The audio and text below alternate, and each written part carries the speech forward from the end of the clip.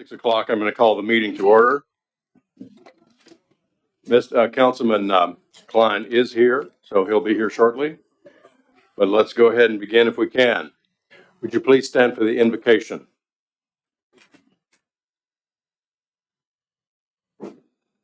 Let's pray. Our Father.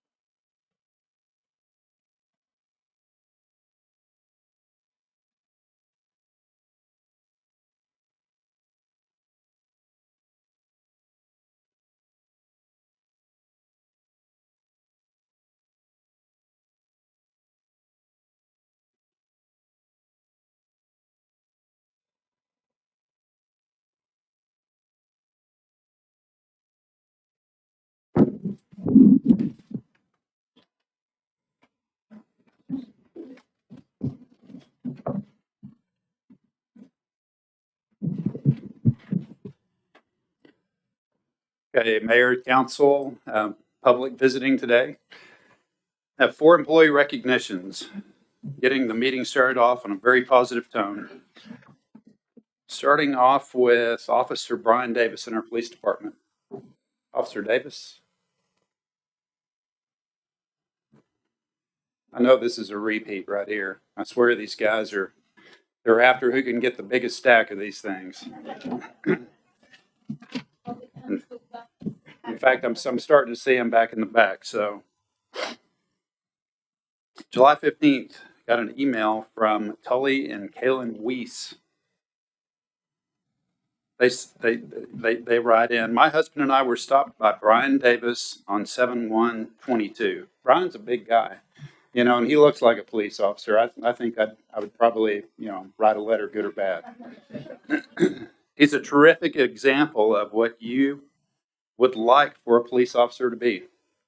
He could have easily issued us a citation, but instead elected to give us a warning, which we greatly appreciated. Being new to Fredericksburg, it was the first time we had been stopped for a violation, and Officer Davis was very professional and personable. We'll do our best to observe all speed signs and limits in the future. Thank you, Tully and Kaylin Weiss. Thank you.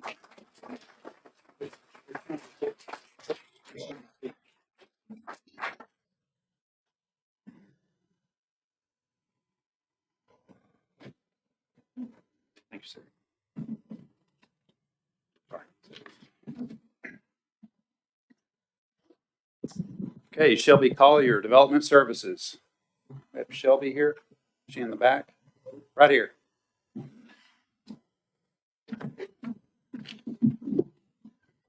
Okay, end of July, we got an email from our Historic Preservation Officer, Anna Hudson. She writes in to me, I would like to recognize Shelby Collier, Associate Planner in the Development Services Department. Ms. Collier is the epitome of what great customer service looks like. She always greets customers with a friendly introduction and a helpful attitude. I will second that. I've seen it many times. For years, she has been the first point of contact for Development Services Department. She was promoted to Associate Planner in the last year and has stepped up to the task. Her role has evolved to include permitting for short-term rentals, which we can all agree is not a position to be envied. I can agree with that too, probably. Shelby works diligently on all tasks, is eager to learn, and always displays a customer-first attitude. She is a great asset to the Development Service Department and the city, and I will second all of that. Thank you very much, Shelby.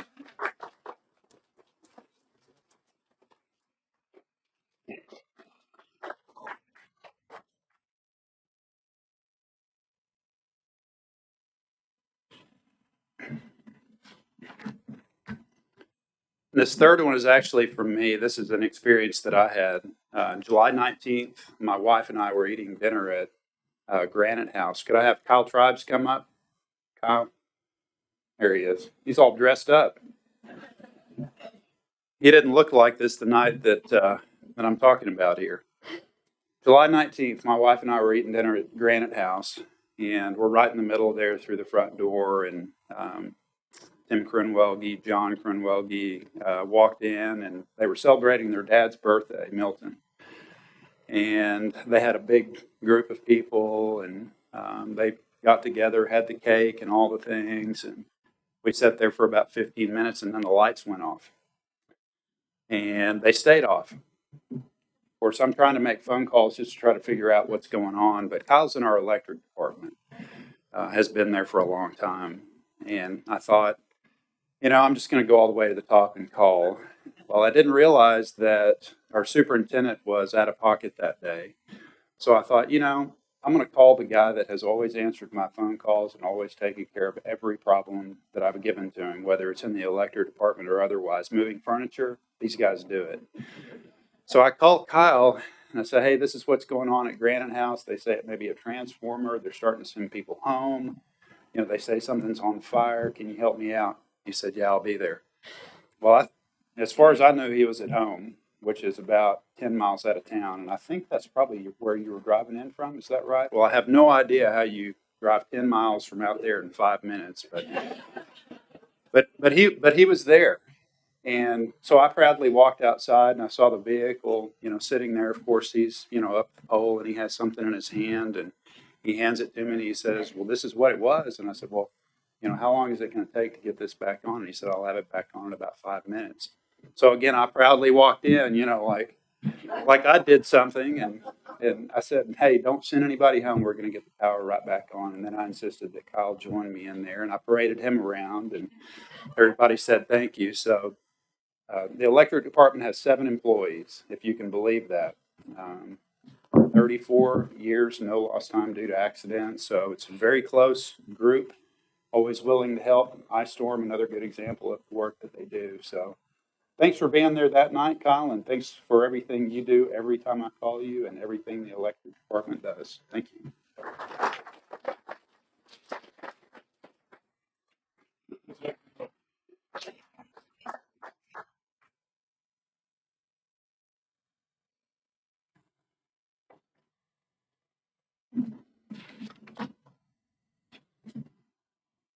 Okay, last one. Again, the police department. One more, Mayor. Sorry.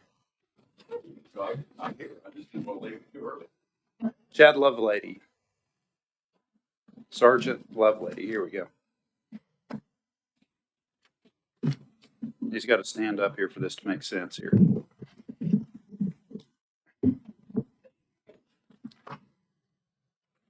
So this email comes from Nick Krupa. Nick is an investigator with the Gillespie County Attorney's Office. His wife Jennifer in the back in our Parks Department. He writes in on July 22nd to Derek Seelig and says, I was dropping a line on behalf of Steve and our office and going to ask you to take a look at the videos from Sergeant Lovelady in this case. Sergeant did an amazing job handling this guy, despite being given every reason not to. I don't even want to know what was going on. I didn't ask any questions, when these kind of guys are saying these kind of things. Completely professional the entire time. For the life of me, I can't figure out why this drunk fool wouldn't listen, especially when a land monster the size of Chad shows up.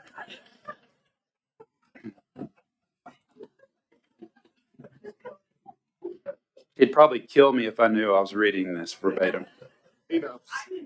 Okay, all right. Well, I'm going to lock my door tonight. Please pass along my thanks to Chad for a job well done. Thank you, Chad.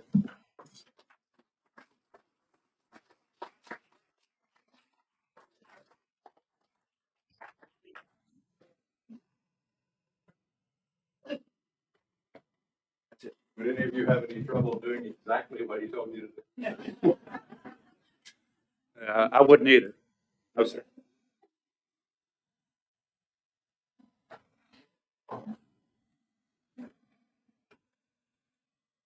Thank you, Clinton. It really is great to be in a town that has people who work for us that have a heart for public service, as well as doing their job well, technically. All right. We have some public comments on items on the agenda. Let me get straight in here. On the agenda, public hearing, not on the agenda. Okay. All right. So I want to ask if you would allow a little different format tonight. This is the item on the agenda. Tim, Mickey, Jerry, Frederick. Okay. Eric, Polly, Renee, Sylvia, and Jeanette. To speak at the time we get the item on the agenda, rather than all at once. The council would appreciate hearing from you at the time that we have the agenda item come up. Is that okay? That's allowed. Okay. So it will take just a moment until we get a new form here. Tim and Mickey, I'm assuming the Hotel Conference Center. Jerry? Okay. Eric? Same. Polly? Same. Renee? Same. Sylvia? Same. Jeanette? Same. Hotel conference? Okay. All right. Well, that made it easy. Okay. Then we have people not on the agenda. Rosemary, I think you may have signed the wrong form, maybe. Did you want to speak on the Hotel Conference Center issue? Oh, okay. Then you signed the right one, and my mistake. All right, we'll move on then. I do have some written comments that were submitted. Let me see here.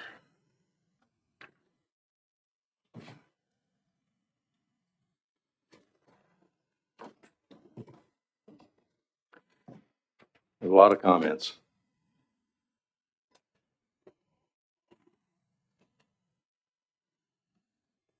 Okay. So, yeah, Mary Gallagher. Mary, are you here? Yeah. So, written comments regarding the hotel project. Let's see. Annette Bennett again on the ARPA funds.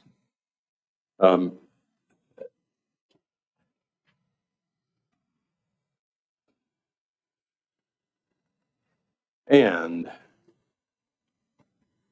Sam, Oh, that's about something we've not talked, it's not on the agenda. It's to do with a development out in the county, 6 miles outside of Fredericksburg.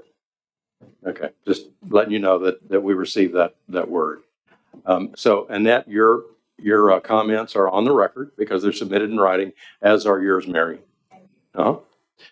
Okay, so we don't have any verbal comments about anything until we get to the hotel project. So that will be a lively time then. All right, item number 6 is a consent agenda item. First off is council minutes on July 27th, August 1st, joint work session with the county, and August the 1st, our regular meeting 2 weeks ago. Council? Mayor, I move we approve the consent agenda.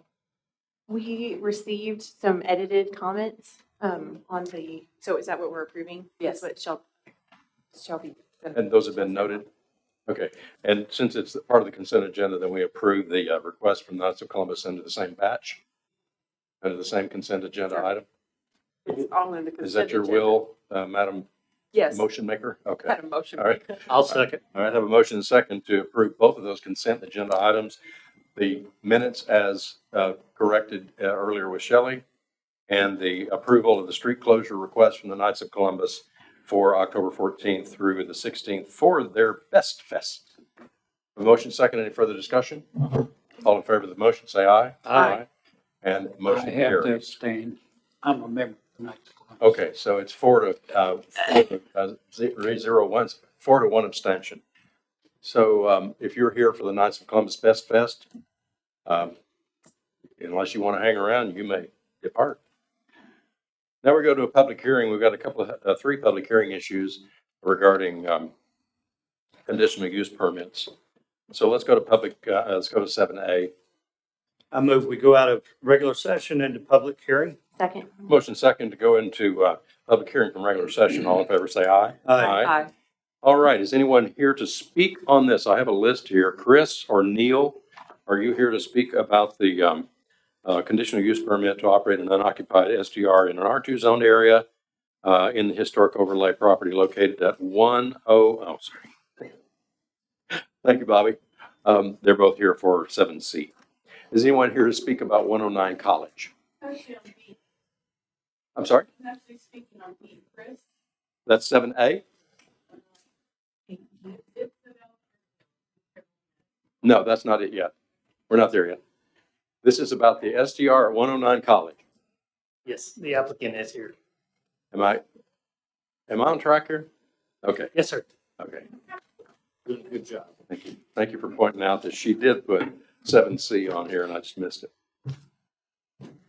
Yes, we're requesting approval for 109 East College. I'm Joan Shrink, and this is Roger Shrink. And we worked on the property last 5 years, replaced all the plumbing, electrical, fixed it up. Everything around us is a short-term rental. So we would like to get it approved as a short-term rental. Also, it's in the historic district. It is R2. Anything else you'd like to say? This is strictly a hearing. May have some questions for you when we get to consider. I don't have anything else. Okay, Mr. Shrink, anything from you? All right. Anyone else speaking on this topic? 109 College. I move we go out of public hearing into regular session. Second. Motion second to go back into regular session. All in favor, say aye. Aye.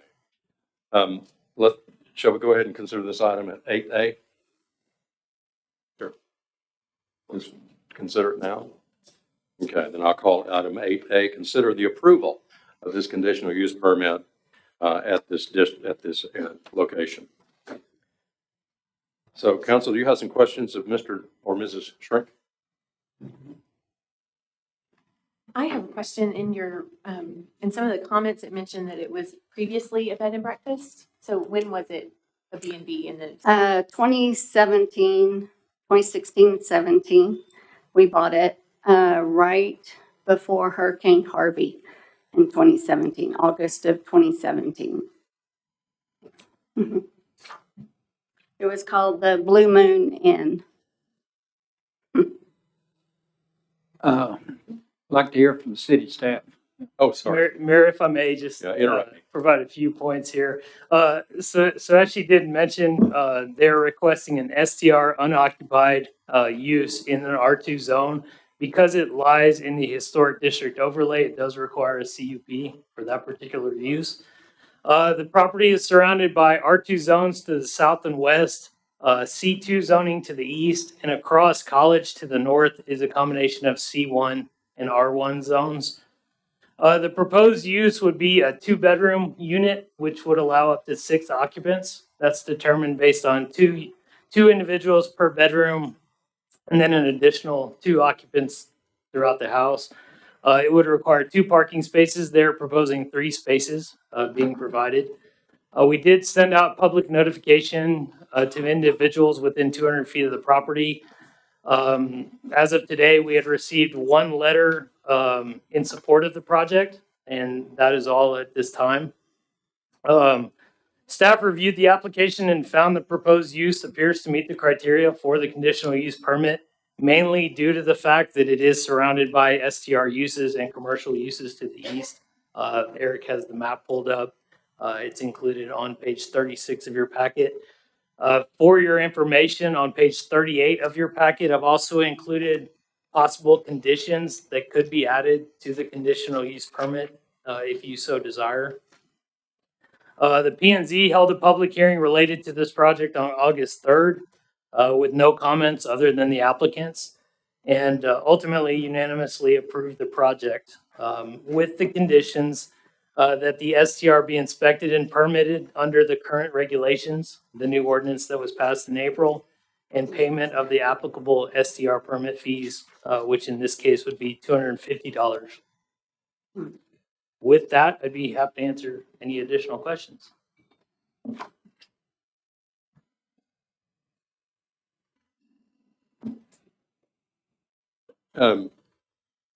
These conditions on 5.471, is that right out of the book? I mean, that applies to any applicant? Yes, sir. That could be placed on any conditional use permit. And you're saying that we should choose which ones we want? No, sir. I just wanted to make you aware of those possible conditions that could be added. So P&Z's recommendation was for approval with standard conditions that it be approved through the STR permitting process and payment of the fees. Okay. So how will this be applied? How will it be monitored, these conditions? Basically, as part of the permitting process, staff would review to ensure whatever conditions are placed on the project. So as they move through the process? Yes, sir. Okay. All right. Any other questions? I have a couple of questions. Do y'all live here? Yes, we do. We've been here since 2007. Okay, these are just curiosity questions. Do you have a local contact that will manage your property, or are you doing it yourself? We would do it ourselves. So you live here? We do. We live, we've moved out and it's completely furnished. And we live off Live Oak in Madrona, the new section near Heritage School. Are you familiar with the STR ordinance recently passed? Yes, we've attended all the meetings. Okay. That's all my questions.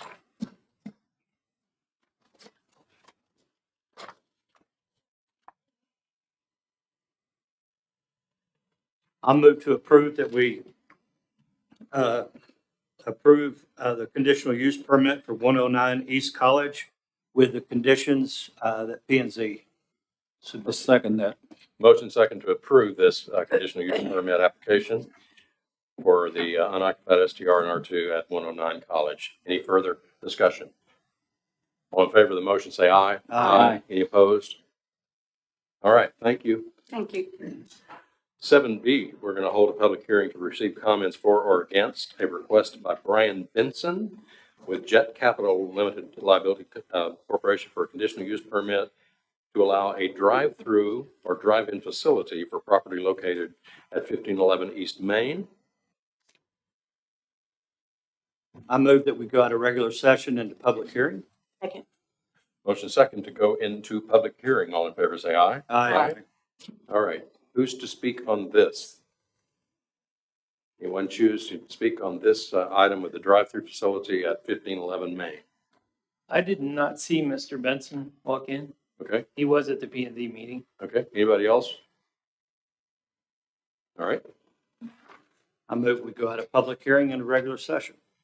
A second. Motion second to go back into regular session. All in favor, say aye. Aye. All right. Mr. Bond, forgive me for I'll ignoring handle you this last one. time. In my haste, I overlooked your contribution. No problem. So the applicant is requesting a conditional use permit to allow a drive-through as part of a site development at 1511 East Main Street. The project will involve a restaurant type use similar to Starbucks, I'd say, but it's for iced tea. So they have numerous varieties of iced teas. So this tract is actually in front of the Sutherlands, the vacant tract at the corner of Friendship Lane and US 290 East. It's actually part of the original Feller PUD that was approved back in 1987 that actually contemplated a drive-through use for this location. So I did want to note that access will be taken off of the existing driveways into the Sutherland site. So no additional driveway cuts are proposed with this use. And as currently presented, it appears to meet all of the applicable site design criteria. Similar to the previous project, P&Z held a public hearing about this at their August 3rd meeting with no public comment received. And ultimately, they unanimously recommended approval of the project conditioned upon site construction plan approval, including compliance with the entry corridor design standards, including landscaping and screening. And the second condition that the signage be in accordance with city design standards. Be happy to answer any questions. On the use permit checklist, the P&Z administrative review, the proof of title is not checked. Is that important? Proof of title We showing will no- confirm that as part of the site design process or site plan approval process. Okay, so that's in the works. Yes, sir. Okay, I'm assuming that that has to be done. The exterior lighting on parking, you said there will be no, they won't have any, except for what's on the storefront and wall packs installed on each elevation. Is it pretty standard for this size building and that size lot? It is, and they've confirmed everything they do will be dark sky compliant. Okay. But it provides enough light for their parking lot, I guess. I mean, if they're operating in the dark. I mean, if they operate in dark hours. Yes, sir. They have a parking lot, right? They have a number of facilities around the state. So they mentioned that they've dealt with this before, and I guess they have a lighting standard they Okay. utilize. I figured they had, but it's worth asking. And I know it's hard to see in your packet, but on page 52, that's the actual site plan from the 1987 PUD. So it just took a little while to develop it. Garrett, what's their timeline on building, do you know? I don't know. Any idea?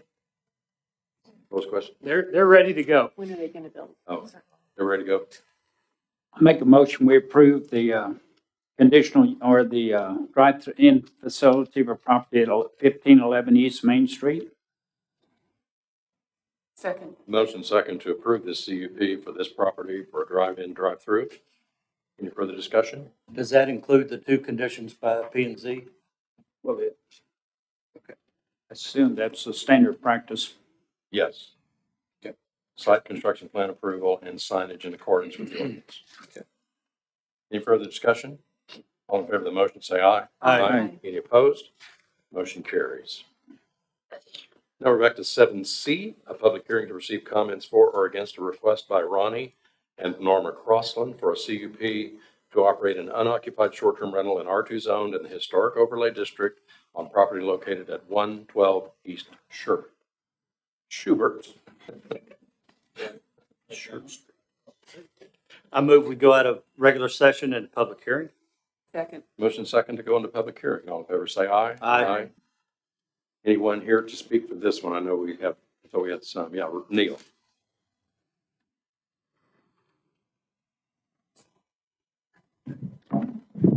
Good evening. I'm Neil Ray with the Real Estate Advisory Team, and I represent Ronnie and Norman Crossland, and they were unable to be here this evening due to a prior family commitment.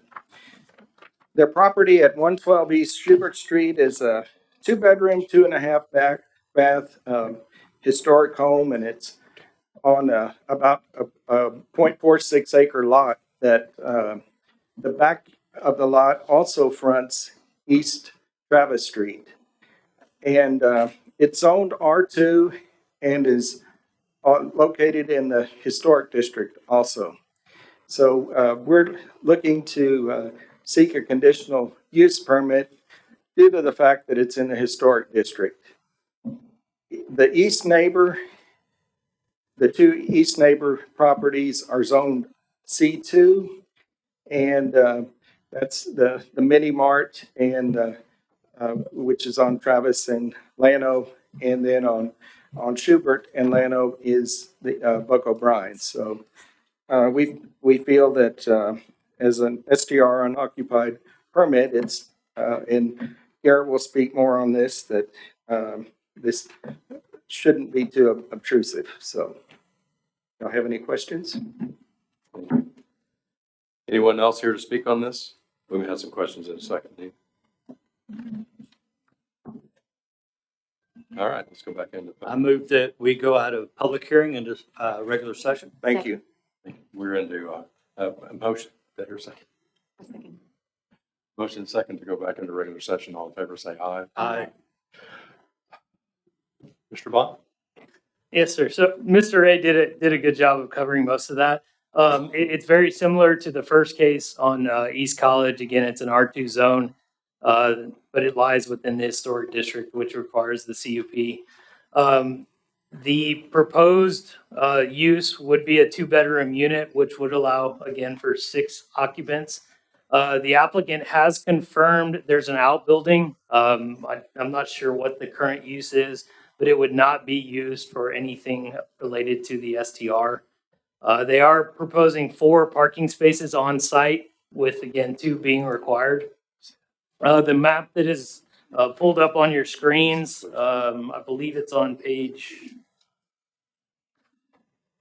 75 of your packet, shows the adjacent uses based on our research. So that's our best ability to gauge what each is being used for. Prior to the P&Z meeting, we had received 3 letters of support for the project. So it was considered at the August 3rd P&Z meeting with a public hearing with only the applicant speaking. P&Z did approve the project or recommend approval with the same conditions as the first project, that it be approved through the STR permitting process and payment of the applicable fees. I did want to note that since that time, staff has received 3 protest letters, 2 of which are in the packet. One is from the neighbor immediately to the west at 108 East Schubert. The applicant has spoken with Ms. Smith, and I included the follow-up email she provided. It sounds like primarily visibility concerns. It could be addressed with landscaping or some other type of buffer.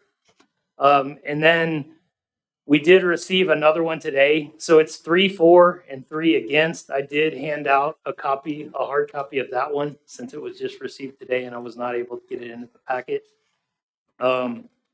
So with that, there seem to be some concerns. Again, you could provide those conditions that were noted as possible conditions on a CUP permit, but really just happy to answer any questions you have. I have a question. The Yes, ma'am. protest letters that you received, are they from the people that live in those properties surrounding this property? So The ones that are marked residential use, are they really residential use? Are they? yes, ma'am. A number of those that are noted, we believe may actually be long-term rentals, but we weren't able to confirm that. We have to go by tax or appraisal district data and other things that we have on file. So the letters of protest, as I mentioned, one was from 108. She is the one who said they may be able to work out and address her concerns. The other is from 107 East Schubert, which is on the south side of Schubert across from the property. And the third was, I believe, 103 East Schubert, which is a little further to the west. And so this has gone through Historic Review Board? Anna has looked at it. There's really no changes to the exterior, so nothing would be required. Okay, thank you.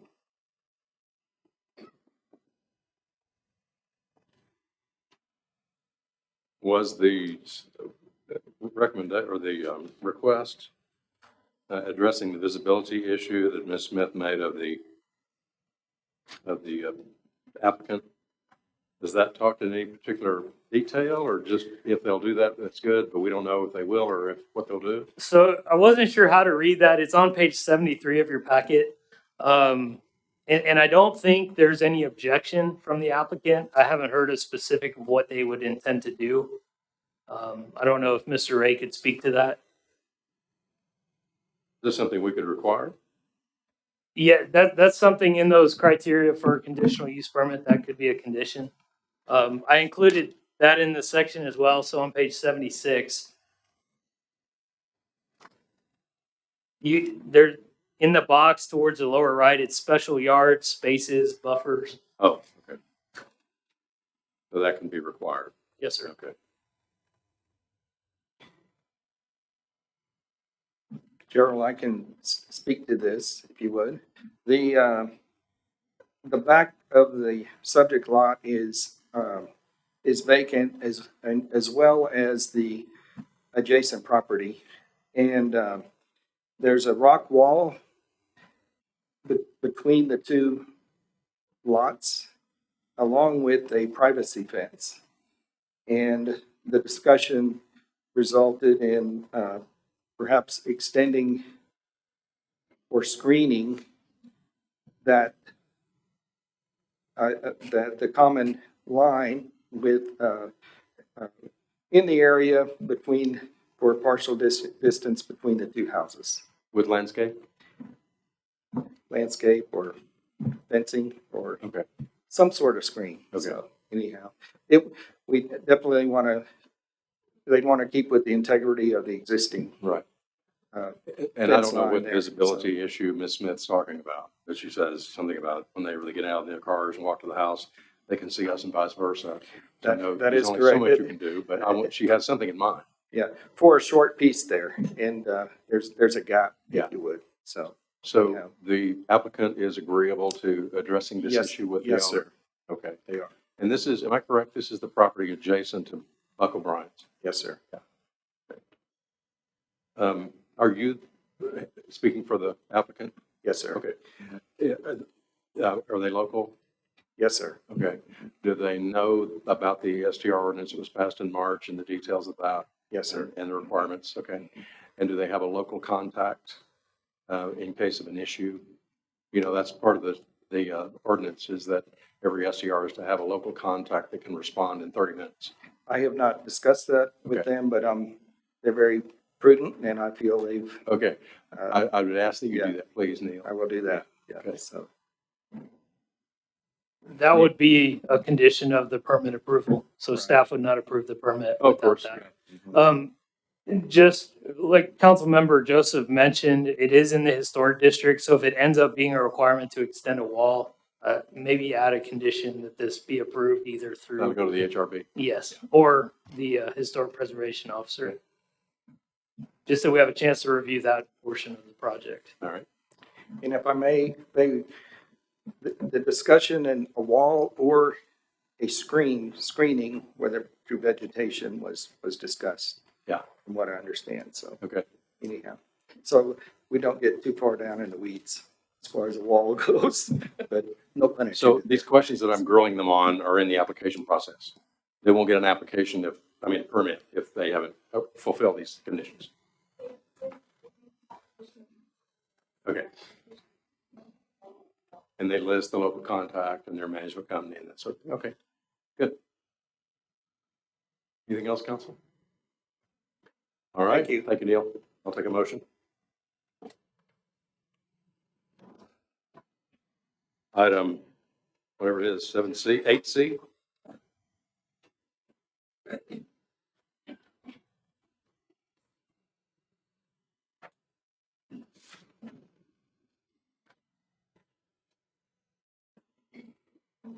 Uh, I'll make a motion to approve conditional use permit for 112 East Schubert with the conditions listed by P&Z, and also that the agreement between the owner and their neighbor about the screen, whether it's fence or vegetation, be submitted to HRB or the historic review officer. Understood? Second. I have a motion and a second for that approval with those conditions. Any further discussion? All in favor of the motion, say aye. Aye. Any opposed? Folks, these two properties fit the intention of the conditional use, which is they are properties intended for residential living that border commercial zones. The applicants filled out all the current conditions that the city requires for running an SCR, and they received letters of support from the neighbors impacted, as well as people had the opportunity to protest. P&Z approved them unanimously because they filled the right required conditions, and P&Z doesn't have any regulatory reasons not to approve them. So it'd be arbitrary, this is me talking, so it'd be arbitrary and unfair for the council, in my opinion, to deny them under the current ordinances. These two are both in the historic overlay, which requires them to obtain a CUP, but all other R2 properties in town can become STRs by right.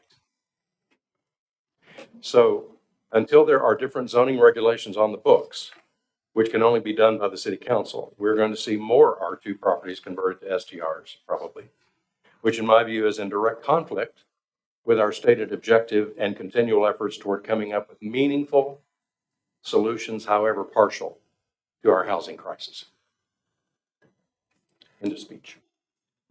8D, consider the approval of a third amendment to the lease agreement for the Fredericksburg Art Guild building. Oh, we're doing this after 13? Right. Mayor, both 8D and E will be discussed in executive session where they're considered in open session. Thank you. All right. We'll consider the award of the contract for the comp plan and the Parks Master Plan for Half Associates. Anna Hudson. Good evening, Mayor and Council. Anna Hudson with Historic Preservation Officer in the Development Services Department. Very pleased this evening to bring to you a contract for a much needed and overdue comprehensive plan. We've not had a comprehensive plan since 2006. In 2015, there were some updates made, including entry corridor design guidelines, sidewalk plan, and gateway plan. Staff put out an RFP in February and received 9 responses. And we had a selection committee of 9 members of staff and the CVB and EDC.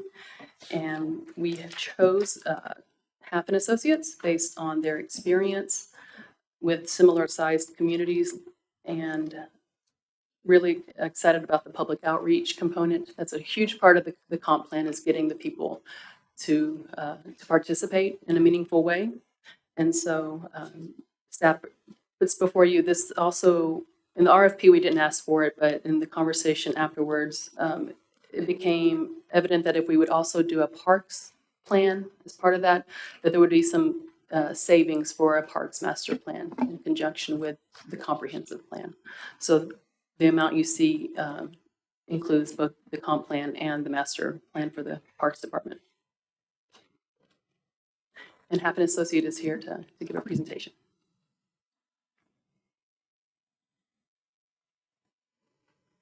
Thank you, Anna. Good evening, Mayor and Council. I'm Chelsea Irby with Hafen Associates. We're excited to be here tonight.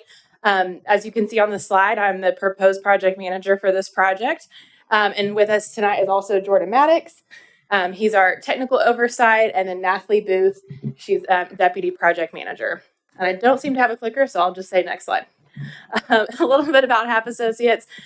We are primarily an engineering firm, but we have a team of almost 20 planners and landscape architects in our North Austin, Williamson County office. And so we have all services under one roof. So while we're looking at the plan from a high level, 30,000 feet, looking at the vision of where you all, the community, wants Fredericksburg to go, if we get into technical issues or have questions about utilities, engineering, things like that, we have a lot of people back at the office that can help us from those different perspectives. Next slide. And so just wanted to take opportunity to, I know you have the contract in front of you, but wanted to give you just more insight into our team and how we approach comprehensive planning. So obviously in Texas, comprehensive plans are required to have zoning, and those are continually updated.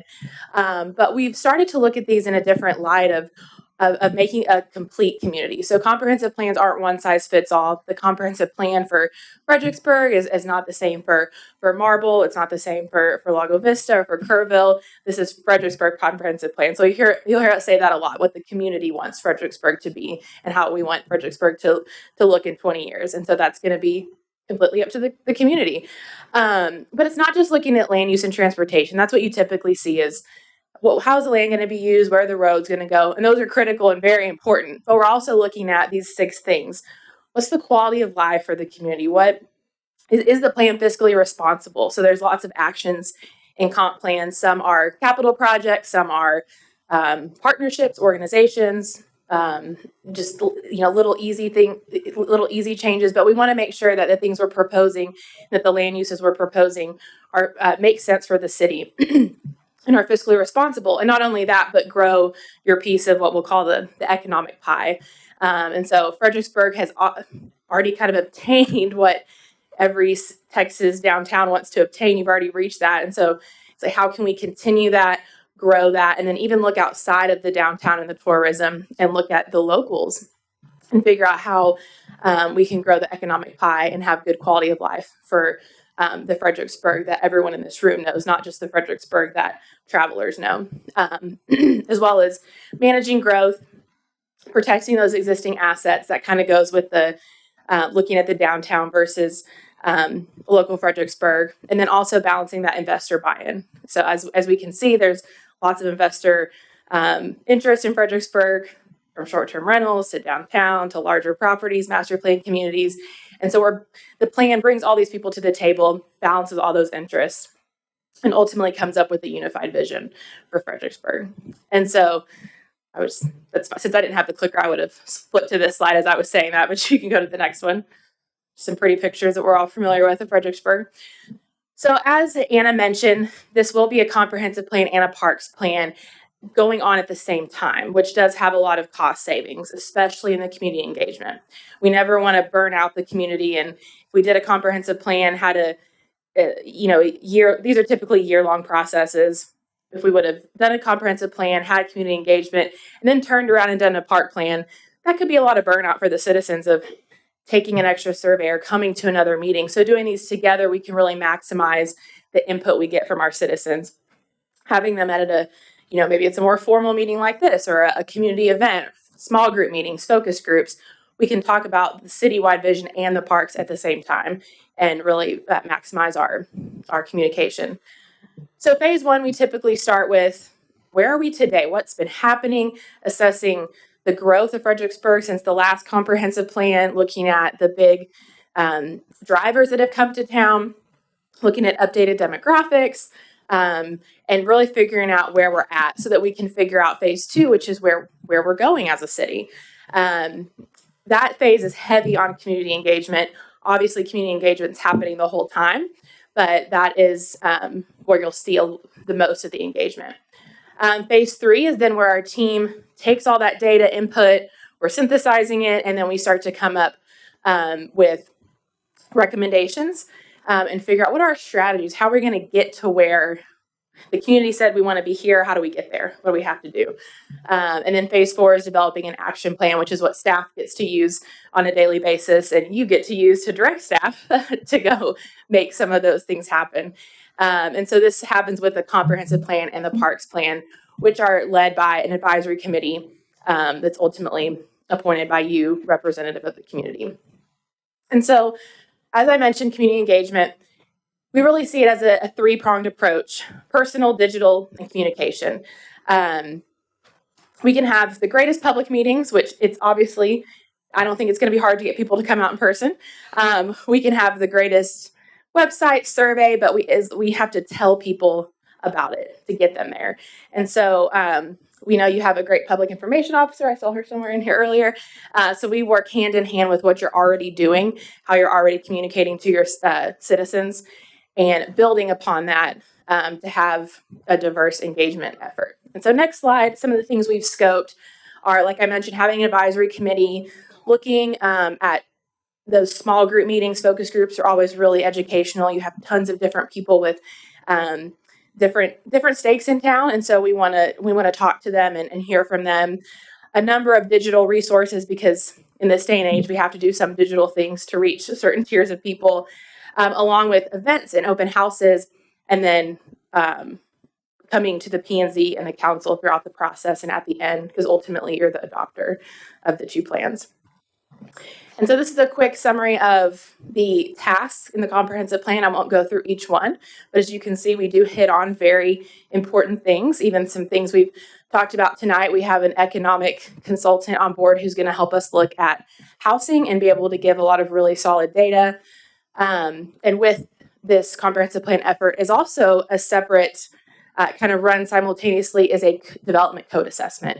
So we'll be able to look at where the development code is in need of updates. We already heard a few of those things tonight from listening, looking at different plans and ordinances that have already passed but need to be codified into the overall zoning and subdivision ordinance, as well as the actions that come out of the comp plan for those to take place. Some of those may need to be put into the code. So that's not a full code update, just to be clear. That's a technical assessment showing you where staff or others could then go update the code. And then just a quick, I'm gonna hit it high level. One very important piece of the comprehensive plan is your future land use plan. And that's, again, not zoning, but how the city, the community sees the vision for physical development of the city. And so instead of just talking about, oh, this should be residential, this should be commercial, very high level, we really want to look at it through these five framework lenses. And so where are areas we need to strengthen, transform, enhance? Where's the new growth? Because there's obviously new growth on the fringe and larger tracts of land.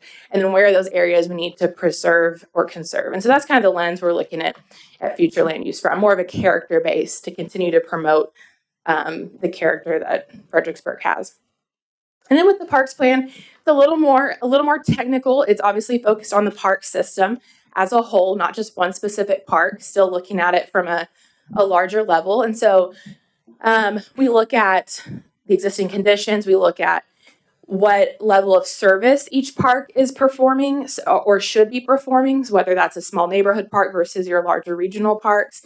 And then we'll start to assess those parks, figure out what the needs are. Are there recreational programming needs? Are there needs to have more parks or not take on new parkland, but just continue to improve the parks you have? A park plan doesn't necessarily mean you have to go get new parkland as an action. We've worked on multiple park plans that have, based on our analysis, have said we don't need more parkland. We just need to improve what we have and make sure that the park is serving the people that live around it and serving its correct use, because a park is not one size fits all. And so that ends in recommendation strategies, and then as well as an O&M plan for your park staff. We have former parks directors on staff, and so we're very excited they get to help us with that, and they get to look at it through the lens of how does a parks director use these plans and then go carry out these actions. So that is a very quick summary of the scope, and our team is happy to answer questions. Questions, Council? I'm just really excited. I don't have any questions. Yeah. Thank Great you. presentation. Thank you. Thank you. That was awesome.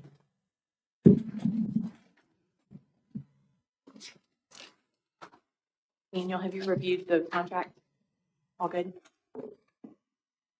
I did. I had several recommended changes to it. We sent that to them and they accepted all of them. So they're all incorporated in the contract that's in your packet.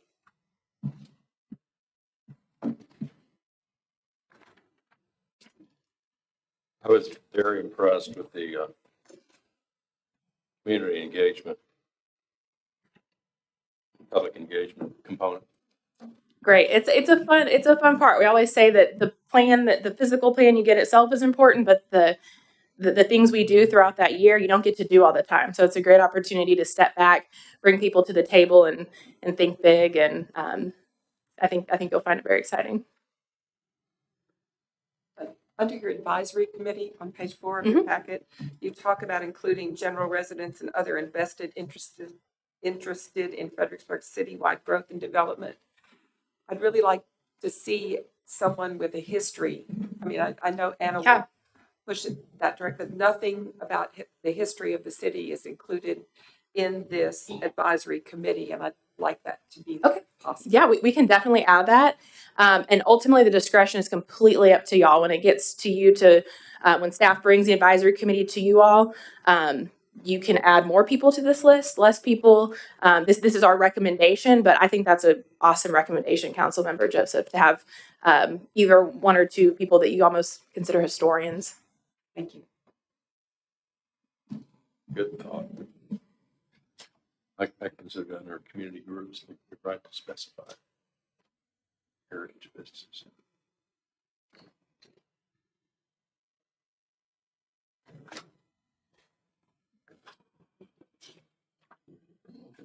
Nope. 1 second.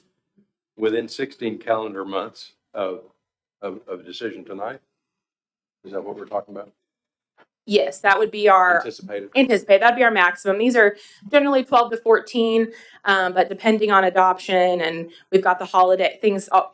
Basically, after Halloween, it's really hard to do a lot of engagement. But I will say here, you've got a lot of festivities going on. But one thing we'll come to y'all for advice on is how we balance engagement at citywide events that are more tourism driven, because we don't want all our input to just be tourism based. We really want to focus on our local residents as well. I think that's very important. This isn't just a downtown plan.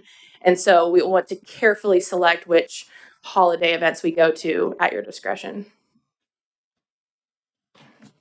Where are y'all? Did I miss that? We are in North Austin in Williamson County, but HAP is headquartered in Richardson. And I forgot to give a quick introduction of ourselves. So I've been a planner for 10 years, worked mostly in the private side, have led probably now more than 15 comprehensive plans throughout Texas as the project manager, but worked on more, and also worked at the city of Georgetown for a number of years as a senior planner and interim historic planner. So very familiar with Georgetown and Fredericksburg are not the same, but both very, when people think of Texas downtowns, they think of both of them. So very familiar with a lot of the dynamics of tourism and what a downtown like this brings to your community. Same with Jordan Maddox. He also has been a planner for 15 plus years, a long time with the city of Georgetown. He also does a mix of private and public work. And so he really helps us when we are thinking about how these decisions are practically made, because the developer is a part of the team too. We should all be on the same page, hopefully, of making the community better. And so he's good at bridging that gap. And then Nathalie, who will be assisting me, has worked all over Texas in rural communities and have led a lot of comprehensive plans. And so we feel like we've put together the best team to serve Fredericksburg. Should have done that at the beginning. Sorry about that. That's okay. No, you did well. Do we need to, is this appropriated already at a number, or is that to be determined, or? Mayor Hoover, we did add a note, or there's a condition in the contract that relates to the contract award is based on the funding that is ultimately approved by the city council. As Chelsea mentioned, it's important to get started. This time of year is the time of year to get out and talk to people. So there is funding in the current adopted budget for this. I believe we're anticipating around 40,000 within this fiscal year. And then it is in the proposed budget for the following year. However, the contract is based on that 40K. And then if the budget is approved for next year, the remainder of the contract. The remainder's in the budget. And we don't have to come back before the council to do that. Okay. All right. So, Mr. Mayor, I move that we accept city staff's recommendation and approve the contract with Half and Associates for the new comprehensive plan and the Parks Master Plan. Second. A motion second to award this contract as presented. Any further discussion? All in favor say aye. Aye. Any opposed? Congratulations. Look forward to working with you. Thank you, Mayor and Council. We'll see you soon. Are we at G now?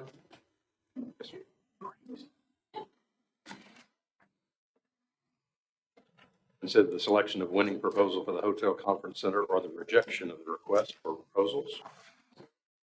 Mr. Bailey? Yes, Mayor, Council, we're at a point in the process with our Hotel Conference Center RFP where we would like the council to deliberate and consider selecting a proposal, a developer, or rejecting both proposals. As you're aware, this is an RFP that the city solicited in March of this year. We received proposals by the deadline of April 22nd. Included in the RFP, and I've provided a copy in your packet at the very end. These responses are effective for 120 days. 120 days from that date is August 20th. So the process that we've followed is just a little bit different than the process that's spelled out in the RFP in terms of information that we've received from the developers. As you're also aware, on July 18th, both firms that submitted proposals presented to the council, presented their plan, presented their vision for the project, talked about the location, all of the different elements of the project, and so forth.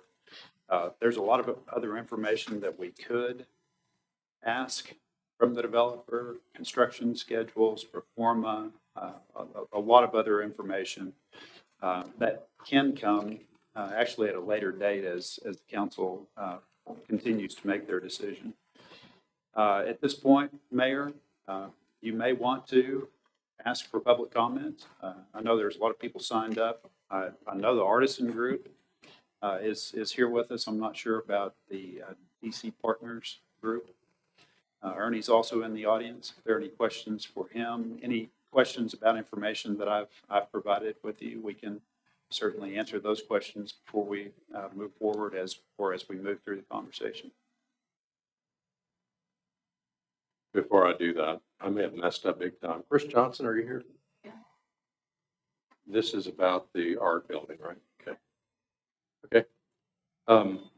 Yeah, we have these people lined up to speak on this item. Tim Lafferty.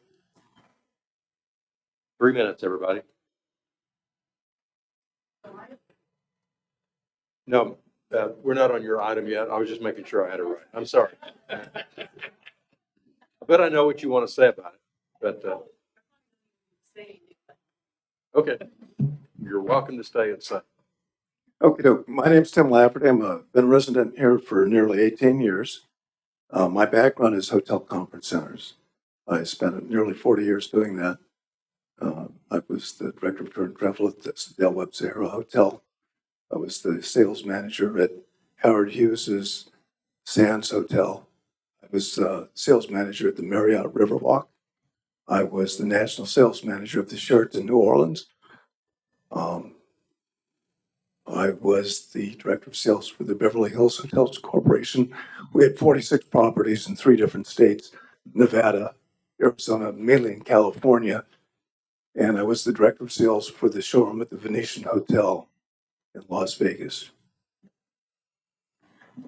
I originally gave some thought to this and thought that we really don't need a hotel conference center in this town, particularly with the 2 hotels currently under construction, the Immigrant Hotel and the Albert Hotel. But rather than just say that's just my opinion, I invited Dan Napier. He's the retired vice president of the MGM Grand in Las Vegas that has 6,852 rooms and 850,000 square feet of meeting space. I think his credentials speak for themselves. I didn't give him my thoughts. We just visited the various sites, talked about 150 rooms with 12,000 square feet. And one of the developers has suggested what's called an H-2B visa system Dan expressed his concern saying it's a cute little town, a lot of history, German history, you know, but H2B visa systems involve worker trafficking and would be a Pandora's box for guest service quality. And that's based on his experience. Further, DC Partners, it was confusing because EB5 Visa, company out of Houston, well, they're one and the same. They have the same physical address, the fifth floor in the downtown Houston. They have the same directors. Okay, so what's interesting is their investor relations VP Milo Guzman has alliances with agents in Turkey, Nigeria, the Philippines, India, China, Mexico, and Vietnam. That's on their website, by the way. That's verifiable. But here's the thing. The last time I checked, I think China and Vietnam are communist, and that's not a great lineup. Our mission, DC Partners, strives to, this is on their website, to create innovative and inspiring landmark developments that define urban landscapes. We're not an urban landscape. Tim, your time has expired. Oh, I see. Yeah. Okay. We allow 3 minutes. Okay. Just one more point. Okay. They come up with a creative way of coming up with money for these projects under Houston EB5, the program overview. If you invest $800,000 with their program, that will buy you a 2-year green card and eventually citizenship. Those are concerning things. Okay. Thank you, Tim. Mr. Poole?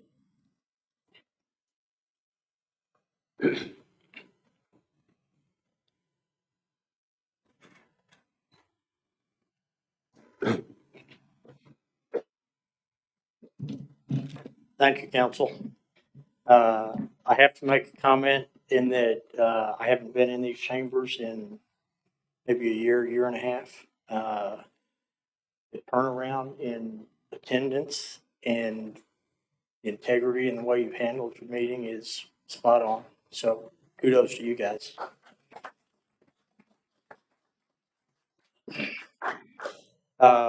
First of all, this conference center has been kicked around since 2016. The study went out in 2016. I bid on it twice. I wasn't near German enough and I didn't realize that. I do now. It was poorly written RFP as far as in it from the perspective that the consultants that came in were friends of Kent Myers, had worked for him before in Hot Springs, Arkansas. The best comparison that they had was the Embassy Suites in San Marcos. Not a good comparison for a conference center in Fredericksburg. What I can tell you is that that original study didn't include Houston. For people that are in the industry in Fredericksburg, over 50% of our traffic comes from the city of Houston. The other thing that wasn't mentioned in the study was how much conference room was needed. And that in the study, they put out that they needed 12,000 feet and a minimum of 150 rooms. Well, what I can tell you is that Embassy Suites in San Marcos has 41,280 square foot of conference room. It's 28,000 foot is its largest thing, and it's got 19 meeting rooms. It's got 283 rooms in the hotel. That will come to Fredericksburg. You don't need to incentivize anybody. Let capital work as far as free enterprise works, and that there's no reason to subsidize this and bring somebody and make an artificial market. And that I don't know if you know, when this study first came out, we had 1,200 hotel rooms, 900 B&Bs. Do y'all know how much it's grown since then? Okay, hotel rooms haven't gone up at all. We still have 1,200 hotel rooms. We've got another 110 are fixing to come on. but we increased our B&Bs by 900. So we have a 42% increase in overall available rooms than when this study first came out. All right, our hotels and B&Bs are running at 60% occupancy. If you're not running at 50% occupancy in a hotel, you're not making money. So there's no reason to flood current people that have taken money out of their pocket to subsidize and bring something else that's going to compete for the labor that we dearly need. The compensation that you're talking about giving is basically $99,000 a month for 10 years. That's a ton. Okay, I don't think we need to throw that out there, and we don't need to incentivize that. Thanks for your time.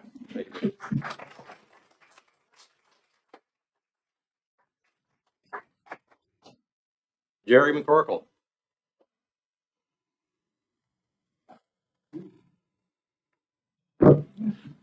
I'm Jerry McCorkle. I am a resident of Fredericksburg, and I thank you, Mayor and City Council and City staff that's here allowing me to speak. I was born at the end of the Depression, and I know how difficult it was for my parents to strive to survive by the limits on gas, tires, and food supplies. So I am very opposed to supporting either one of these proposals for building a new hotel conference center during these recession times. Until we have a well-developed growth plan for water, traffic, infrastructure, affordable housing for workforces, I think it is unwise to undertake a large development like this now. I was a Class A general contractor for 20 years up and down the southeast part of the United States, and we always hired local workers to be our subcontractors. And one of the bidders on this was saying they're going to use the H-2B foreign visa labor solution. That means people from outside this area, even out of the country, to be the ones working on this. I think that it would be well in a depression by the end of the year because whether you know it or not, Communist China has bought 4.7 million acres of agricultural land in Texas and land next to our major military bases from these reports from the Texas Minute.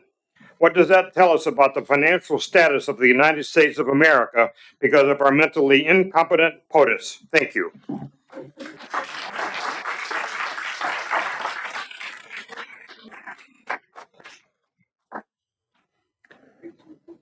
Eric.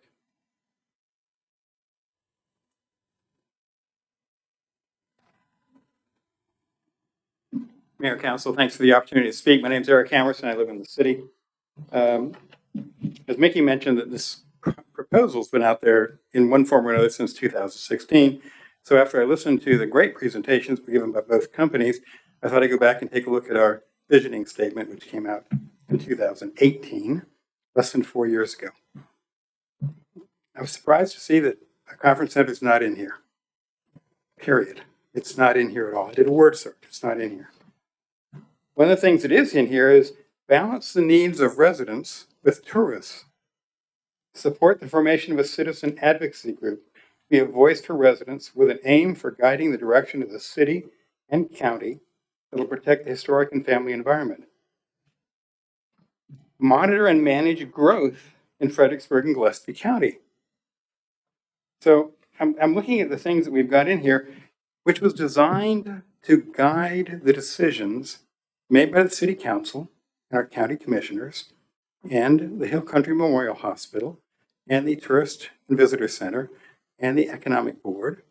And we seem to have taken this thing and put it on a shelf and not looked at it since. Until we have a new vision document that says we need to have a conference center in town, I recommend you not have one. Thank you.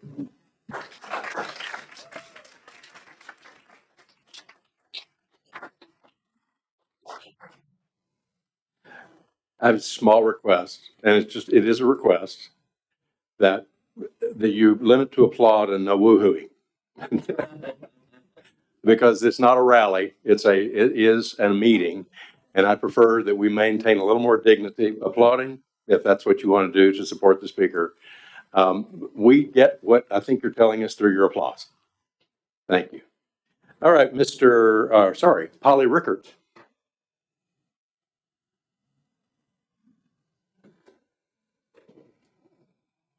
Good evening. Good evening, Council. Polly Rickert, local resident. I want to make my comment known that I object to pursuing any monies to support a conference center. When I was on council, I voted to stop the conference center project that was proposed to us the last time. And I thought at that time we had agreed not to pursue it any further. So unfortunately, I was wrong. I participated in the visioning process on two committees, the business committee and the government committee. And I highly encourage you to go find the actual business committee visioning report, not the summary that was put in the executive report, but the real business committee report. We spent a lot of effort, collected a lot of data. We were able to use the 2015 franchise tax data from the state, and it gave us a completely different picture of our local economy. Tourism in 2015 contributed 26% of our total revenue. It sucked up 44% of our labor force. The average wage in the tourism sector was $15 an hour at the time. That was management, staff, top to bottom, everything. So I disagree with us spending any incentive money to further develop our tourism sector. Our view coming out of visioning was we did not need to incent tourism. It was substantial enough. It would grow on its own with no help whatsoever. We do have other sectors of our economy that do need some attention, that we bring in high value jobs, $50,000, $60,000, $70,000 a year jobs per person. They're very low water consumers, and they bring needed skills into our community. I suggest you go look at our business visioning document to see that list, which was turned over to the economic development group at the time. I don't know what's been done with it, but I'm here to say, let's not do one of these. This is not good for our community. Thank you. Thank you.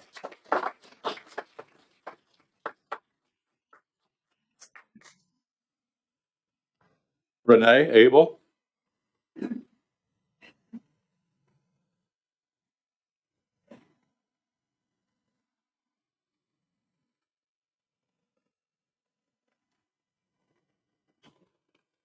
Hello, Mayor, Council. Thank you for allowing me the opportunity to visit with you today.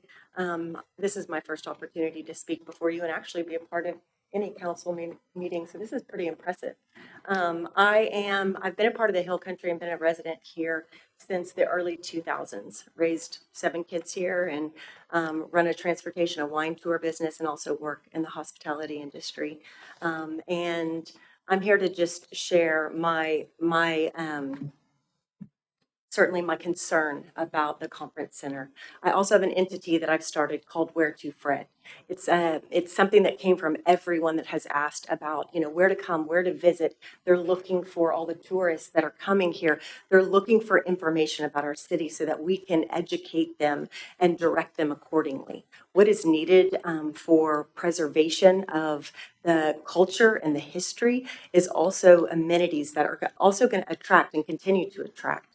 I think that if there's any money that the city spends, we need an organization, as you guys just voted on, an organization plan that's going to help direct the vision that the city has. Where to Fred is something that I believe is a solution to what the direction of the city.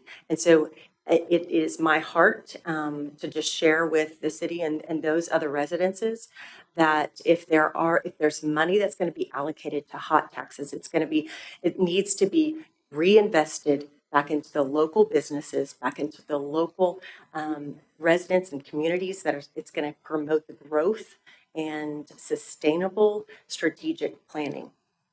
I think it's certainly important. You guys are doing a phenomenal job, and I really I praise you because you certainly have a hard job that's in front of you, balancing the labor certainly and all the tourism that comes our way. But I do think that it's important that we focus on continuing to organize the amenities and the attractions. If we bring in these corporations, what are they going to do? Do we have a program right now that's going to put a systematic plan approach? What are they going to do when they're here? Are they going to stay just on site? Or are they going to want to explore LBJ and the history? Are they going to want to go on wine tours? Are they going to want to see the downtown museums? Do we have anything right now outside the visitor center that truly is ready to accommodate 200 visitors at a time? Even more so? I know that right now it's difficult just planning a wine tour for a large number of people, as well as hosting an event for 200 people to come and have dinner. Now we want to invite them to stay. We want to invite them to stay in our city for 3 nights, 4 nights. That's the goal. But what are we going to do with them? And so I think it would be a great opportunity to take the money that we're collecting as a city and actually put it back into a plan so that the people that come here can truly enjoy Fredericksburg while we preserve the German culture that's here and we're so proud of. Anyway, I thank you for the time. Thanks for listening. Thank you, Ms. Abel. Your thing is called Where to Fred? It's called Where to Fred. Okay, thank you. Mhm. I didn't want that. Okay, Sylvia Hicks.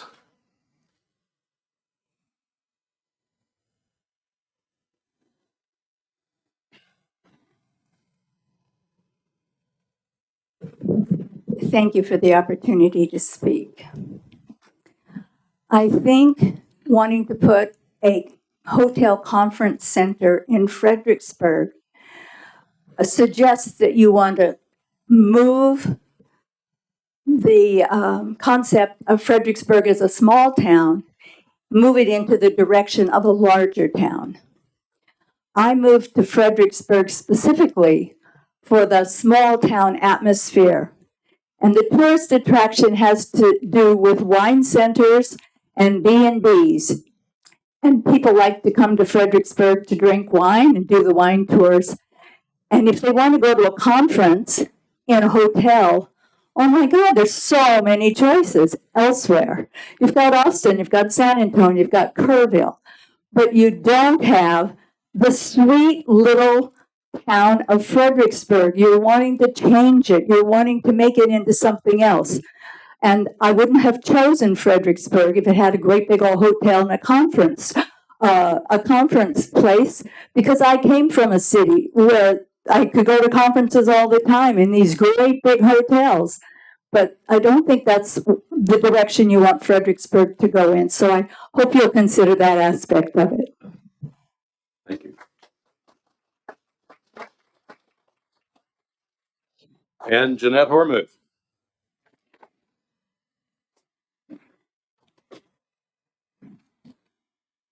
Jeanette Hormuth. I live here in Fredericksburg, and I always tend to go last after everybody really said everything very well. Coming from California also, when I look at this, it's not really a fit for our town. And then there's the issue of, again, are we prepared for, until we have things in place and know where we're going, I think it's time to stop building. We've been on a build for the last 30 years, just more, let's grow, let's grow, let's grow. But meanwhile, we have not addressed the major issues, being the infrastructure, the water, the workforce, the housing, as people have mentioned. So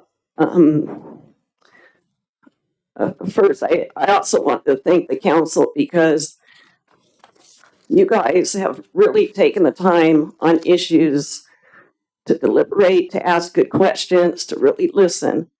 And I know that you came here and you were elected because you care about the town, especially the quality of life. And I think that many of you were concerned about this continued big growth and all of that. So, so I encourage you to maybe stick with the courage of your convictions and help protect us. Thank you. Thank you.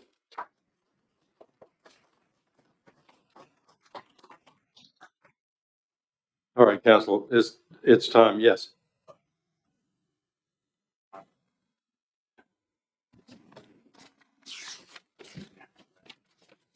I don't have another name on here. Did you fail to sign up? What's your name? No, but I'll give you 3.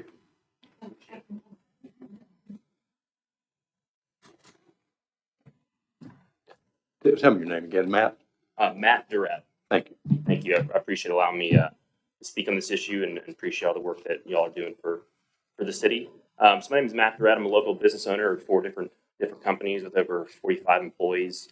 I do own a vacation rental company here in town, and it's a complicated issue with the convention center and knowing about the rebate, that's potentially going to fund this construction of up to 6% for 10 years, and especially where short-term rentals generated close to 65% of the hot tax budget last year alone, which is nearly $6 million. Also knowing that a company like mine, we're generating close to well over $50,000 each month in hot taxes. I know how important those taxes are to the local city, to all of my local employees, to all of the local businesses that we send all of our guests and our customers to. And I'm not asking for subsidy because I know how important that this is, to the local community, and those tax dollars are vital. And I understand that having 200 plus guests for a convention, each and every week, if that's the way it's going to be, is, hey, that's great for the city, but are they going to stay local? Are they going to be local? When you have H-2B visa workers, they're not local. They will be brought in from overseas. They will be housed nearby the facility or off on unrestricted property.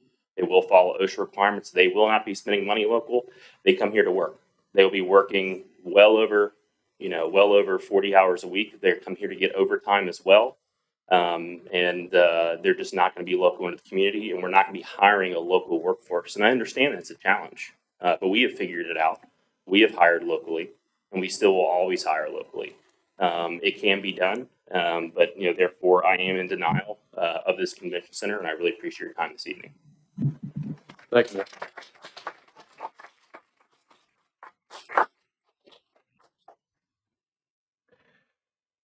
All right, council, then it's time for us to deliberate. Who wants to go?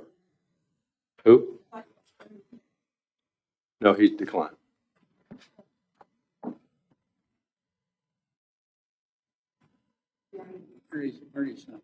Yeah, he's back there. Oh, yes. He contacted me earlier today. Unless he changed his mind. All right. So now it's time to deliberate.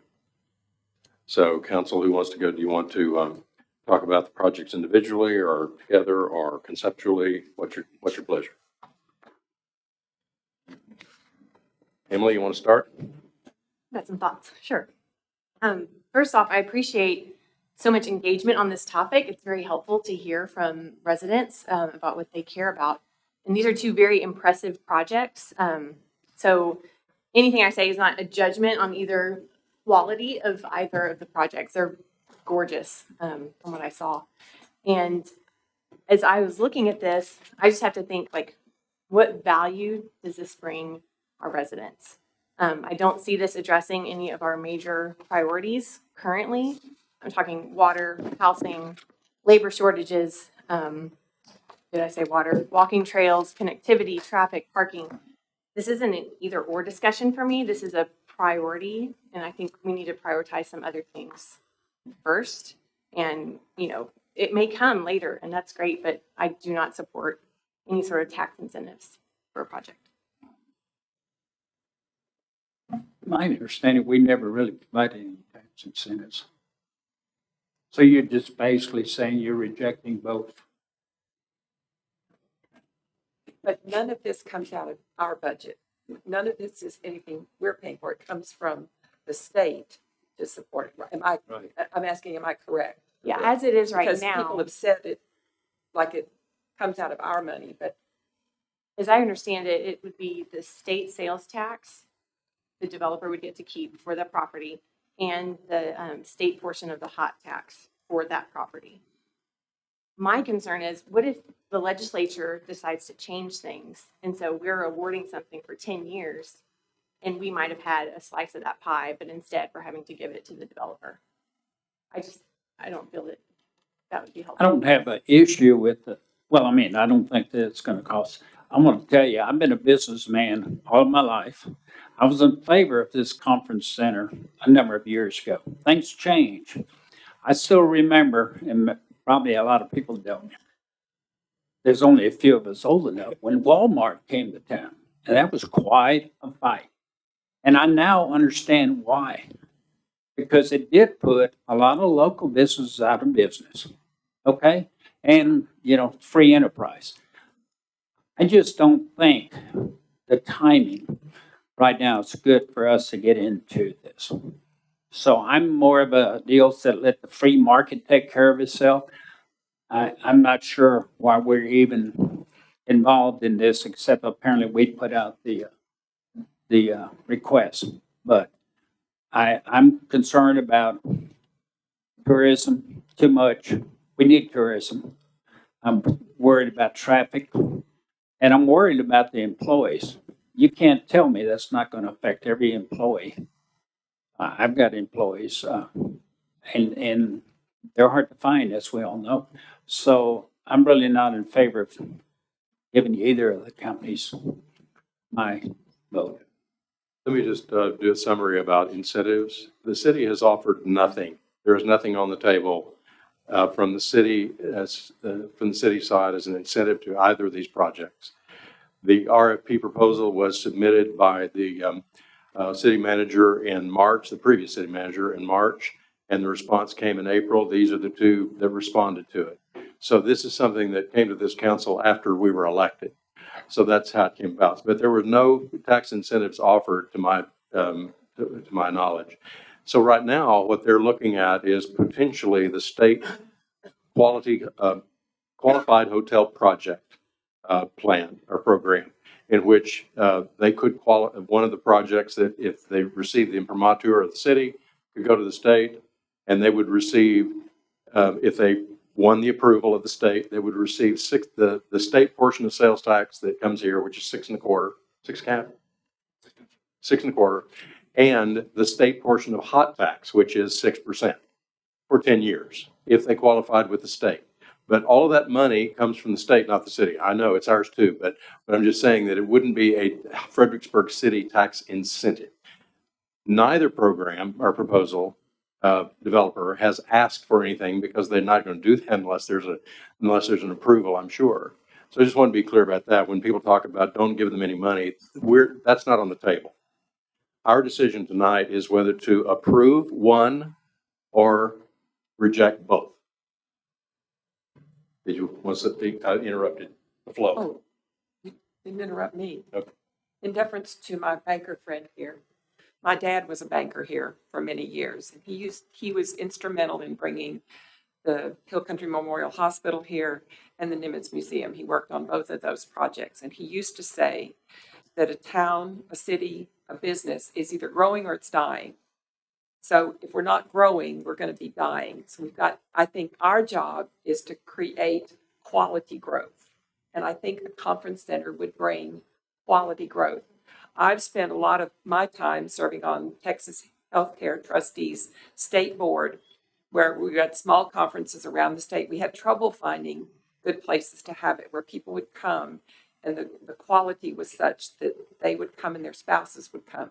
These are the kind of people that would come to town and spend money, and they may even be the kind of people that come here and say, maybe I could start a business here. These are quality people that come to these kind of conferences.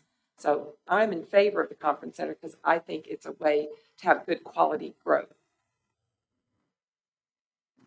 Mr. Watson? I couldn't have said it any better. So I'm agreeing with Sharon. I was on the original 2015 committee that came up with the RFP for the original conference center proposal. I felt like there was a need for a conference center, nothing like San Marcos. We did discuss that, and we decided that that was too large for our town. We needed something that was bigger than what we have today, because we have lost, from my understanding, we've lost about $30,000 hotel room nights already this year because we don't have the conference space to have small meetings. We're not talking about the large conventions that are associated with conference centers or convention centers. I think the Texas Tech has a RIM program, which is the restaurant hotel management program. They've stated they'll bring that program here if we had a conference center for interns to work. We currently don't have a full service hotel in Fredericksburg. There's one being built on Main Street, but I think there'll be overflow from that hotel or from the conference center because Fredericksburg is a great draw for conferences as well. I'm not in favor of city incentives. I don't feel like the city should invest any money in this. The state has a program for either one of these conference centers to qualify. The city would have to pick one. It's not just something they can apply for. The conference center would take probably at least 3 years to develop. A lot of things can change in 3 years. I know the economy is not what it was a year ago. I agree with Sharon. You're either growing or you're not. And I know we've seen a lot of growth during the last 2.5 years. But I think if you notice, we'll notice now, it's slowing down. We're getting back to the way it used to be, where it's more seasonal than it was 7 days a week like it was during the pandemic. I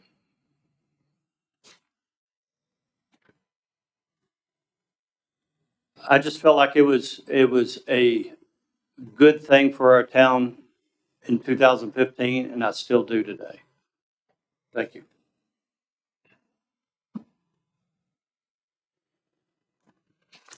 Thank you, Council, for all of the homework that you've done on this issue. I know it's been around a while, and I know you've all talked to lots of people. I know I have in the business, in the event professional business, in the tourism business. I had a long conversation with the local, with the CVB director and EDC director, getting questions answered and asked. I come to the purpose and overview in the first paragraph of the project background and scope of the RFP that was submitted. The purposes of this project are to improve the ability of the city to attract conference and group meeting business and generate a positive economic impact on Fredericksburg. So you have to agree with that statement to agree that this would be a good thing. And I don't. Business travel looks like it's going to be 2024 before it comes back, according to the experts I talked to, which I know that if we approved one of the developers tonight, it would be, I don't know, a couple of 3 years, I suppose, before it was on the ground. But I go back to what we've been branded as a destination site. I know I'm still considered a bit of a newbie, but I've been here 26 years. And I think what has gotten us here as a premier destination site? It's what the leisure market responds to. The hill country, the natural beauty and sights, the charming downtown with unique shopping, the fun large festivals, the hopefully friendly people, the excellent dining options, hopefully dark skies, and all in the context of escaping the mad rush of city life. That's what's gotten us here. It may not be what gets us here forever, and it may be time to make some shifts. But those are actionable attributes to expand on. So perhaps there's room to expand to draw business travel too. The leisure travel we know how to succeed with that. And we know how to expand it. But I think we need to know a lot more about how going big time into enticing business travel to this level will impact our strong leisure travel success and all the other challenges we face in our community before we consider participating with a hotel conference center, even with permission or imprimatur or our blessing or whatever it's called, whatever our decision is to put them in line for the state incentives. We have only one time that we can give the city's authority to seek multi-million dollars in state incentives. We're only allowed one project that we could say, go for the state program. And I think we need to do a lot more research, and we need to do a much deeper dive into all the ramifications before we do that. Maybe a great idea. I just think the timing is bad. The timing is off. Are we ready to take a vote on this? All right, the vote is going to be to approve one of the projects or to reject them both. I make a motion that we reject both bids for the Hotel Conference Center. A second. A motion second to reject both proposals. I'd like to do this on a roll call vote, please. Ms. Kirchner? Aye. Mr. Watson? No. Mr. Klein? Aye. Ms. Joseph? No. And I vote aye. Motion carries. Thank you for your time.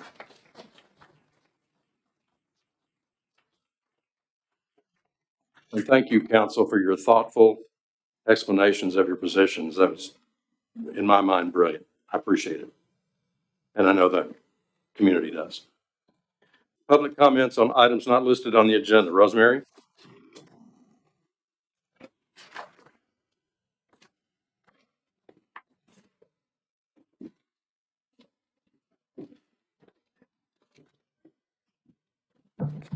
Well, I want to thank you right quick for voting that way. I was sitting there with my breath. I said, please, it's just not now, okay?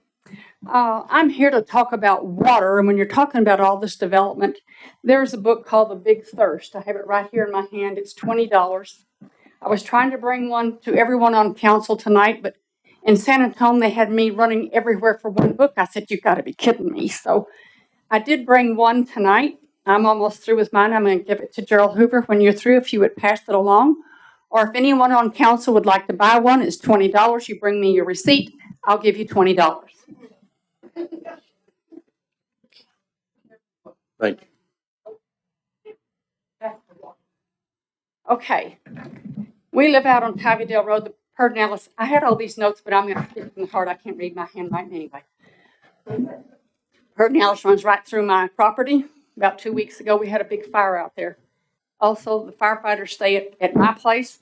They get a per diem. All these people that have in town that are, like, I don't even want to know their names, chain stores and chain hotels do not give per diem. I have to kick them out every once in a while because we've already had events.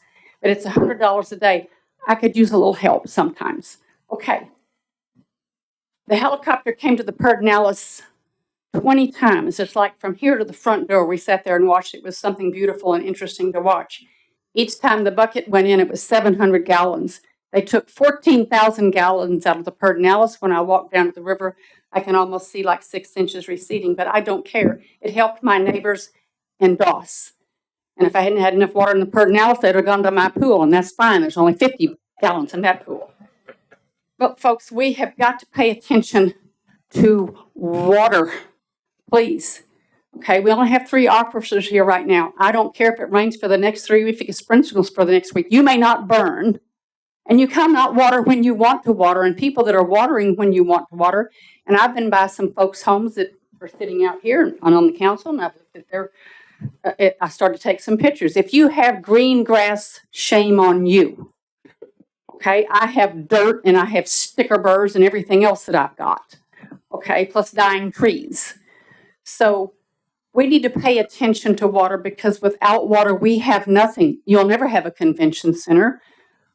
We'll never have trees growing here again. You won't be able to grow your own grapes. And a lot of the people that grow their grapes here don't use their grapes here, guys. It's just, an acre or 2 acres that gives you a facade. Now, if you were in California, in order to have a vineyard out there, you have to have 24 acres.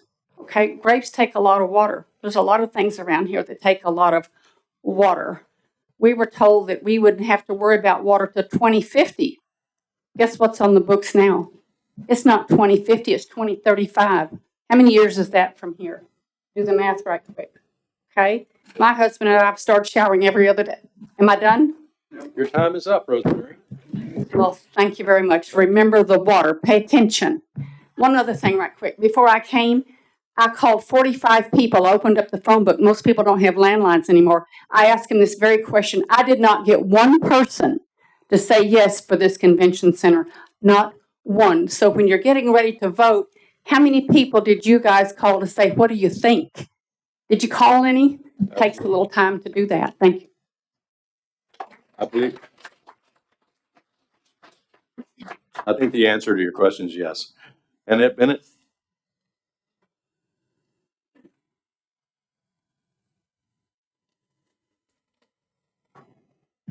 Hi, Annette Bennett, Fredericksburg, Texas. I did submit my comments online, but I wanted to share them with you tonight because online I did give you the references for all of my quotes. And I want to start off with there's actually two reasons that I think that we should refuse and return any and all ARPA money.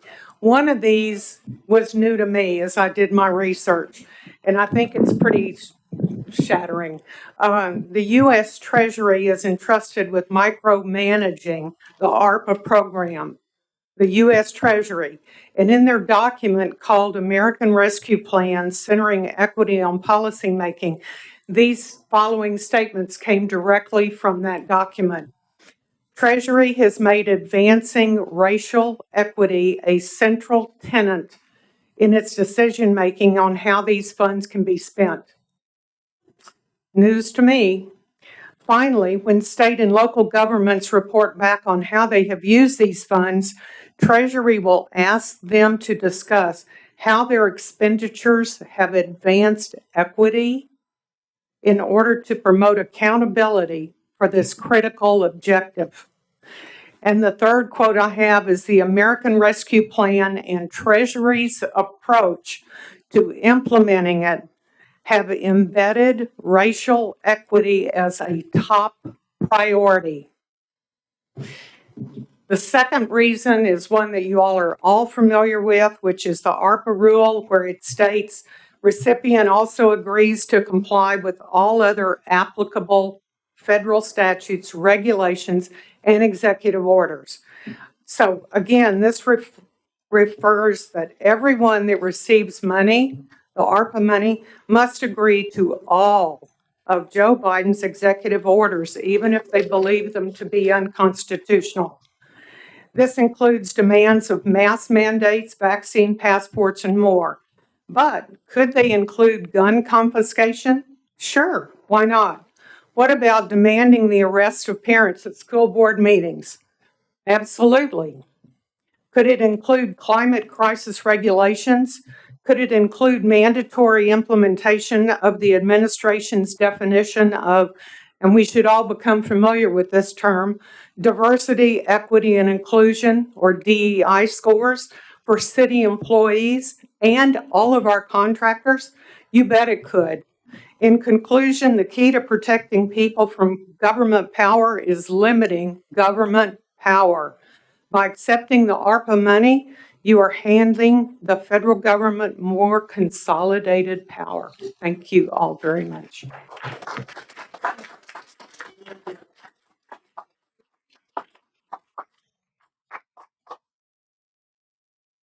Mary Lee Marshall.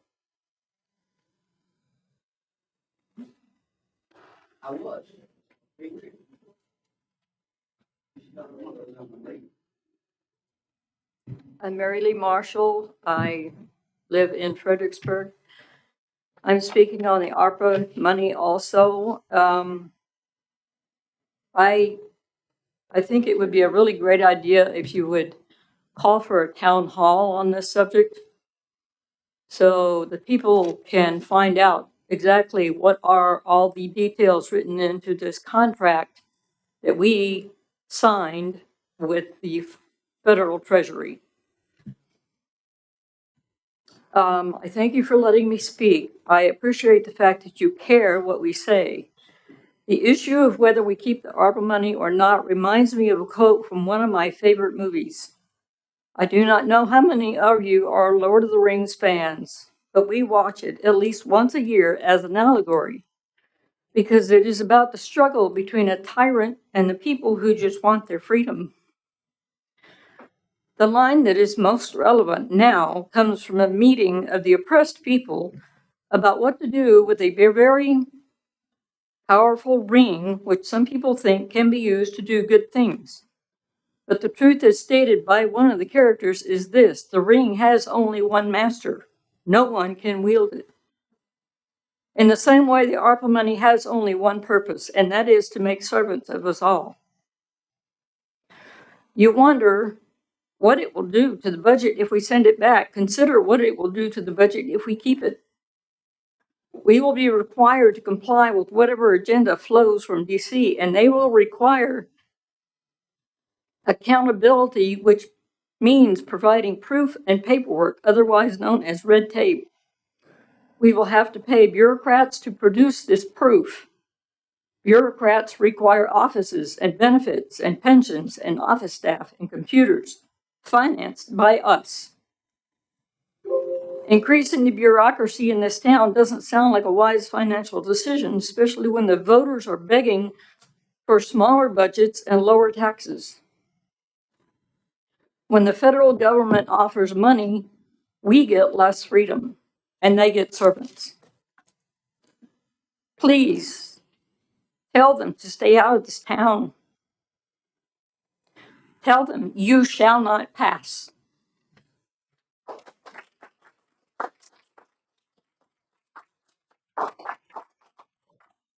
Jeanette?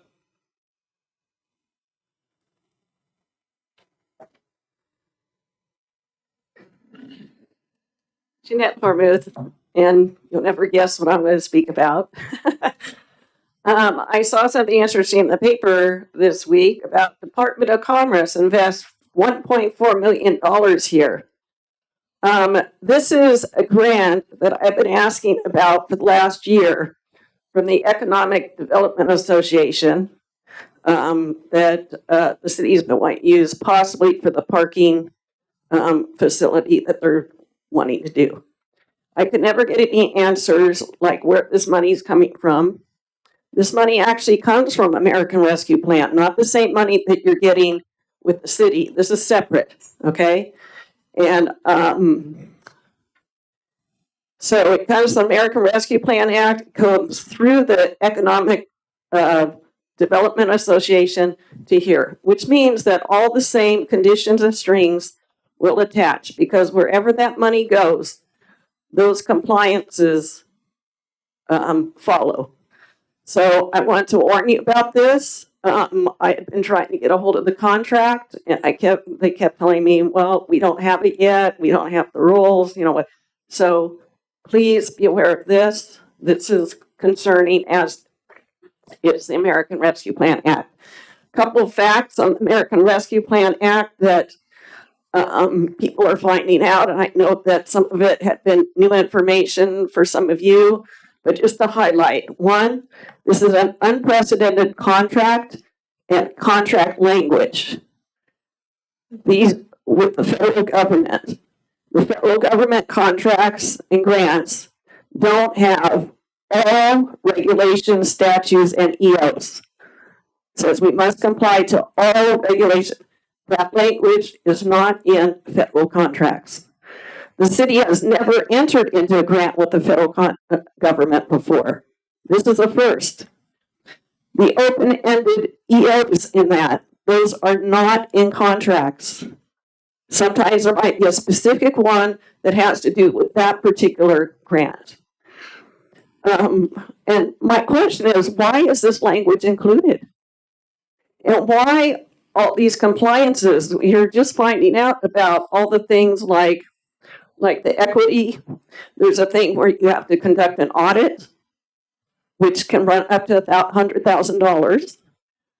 There's where you have to have workplace drug compliance, or Eric Hammerson has great information on all these different conditions that you must comply to. And it's like having a helicopter mom hovering over their 50-year-old kid and saying, you didn't brush your teeth, you didn't do this, you didn't do that, you didn't, and this is wrong.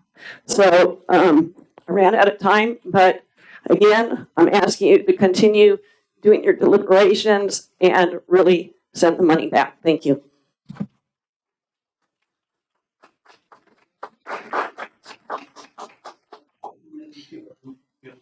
George Studer. Thank you. Have to listen to me next, I guess. I'm from City of Fredericksburg, and I want to talk to you first about the relationship between having laws and rules and the enforcement. You know, we learned a lesson with the STRs, we had rules, and it kind of got out of control because we didn't have enforcement. Now, there's a huge percentage of cities and counties across the country that have taken this ARPA money and maybe thinking that, hey, our risk, if it's going to happen to everybody if they try to enforce it. I think what's changed is now we have 87,000 IRS agents, the equivalent of some more ordinance enforcement officers. Okay, something you ought to think about. As far as the future of our town, and we're either going to live or die. So the town I grew up in is Casanova, New York. It started in 1793. When I went to school, and I went to my 50-year high school reunion just recently, looks a lot the same. We don't have a Walmart because my mom fought it. Okay. And if you look at it on the internet, it still is 3,000 people. The place is a really fun place to go. It's a quaint town, old buildings, kind of like here. And everybody wants to live there. And it's not dying. And I think we can have a small town and preserve our quality of life like my hometown for a couple hundred years, if you want to. The other thing about the planning is I think something from my experience with the 3M, visiting the 3M Innovation Center. This is an engineering firm you got looking at the long-term plan. I think they would relate. What 3M does with their group, once they get a contract, the first thing they do is go visit the place that has contracted them and watch what they do. They're like investigators. They spend time figuring out what makes this thing click. They also do a risk assessment. Where are the risks in this operation? We are a living city, and I think that we should emphasize how the city lives. How do we have a good character? Churches are a big part of our community, schools, and how do the workers think when they go to work? They got to get involved with our community and not just invite them to meetings, but get out there and kind of do an investigation in what makes us tick and why we think and how do we live here? And that's what I hope we do. Thanks, George.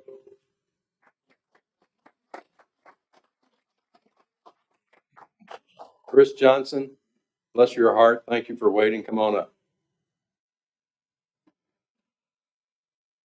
Well, I heard you ask people if they live in Fredericksburg. I'm from here. My mother and my grandmother had the Fredericksburg Beauty Shop, the first beauty shop in Fredericksburg, for over 70 years. Coach Tony Knupp-Poole, that's my uncle. So I'm not only live here, I'm from here. So I'm really here to encourage you to continue the lease with the Fredericksburg Art Guild. I think it's an important part of our community. It's old Fredericksburg. We serve the community and we draw tourists. So we really encourage you to extend our lease and let us keep going. Thank you. Thank you. Thank you. And thank you for waiting through the whole meeting, Chris. I appreciate that. All right, city manager's report.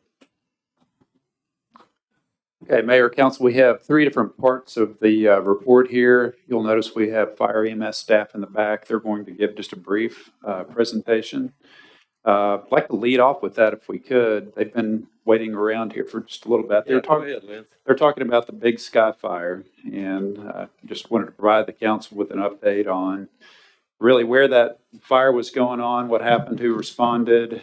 If you haven't looked into that, I'll say this up front: these guys are just amazing, and not just the folks here, but just the coordination of all of the resources across the state. And in this case, we had folks from West Virginia here, other states, just how well they work together and how willing they are to tackle these big issues like this. So, Lynn?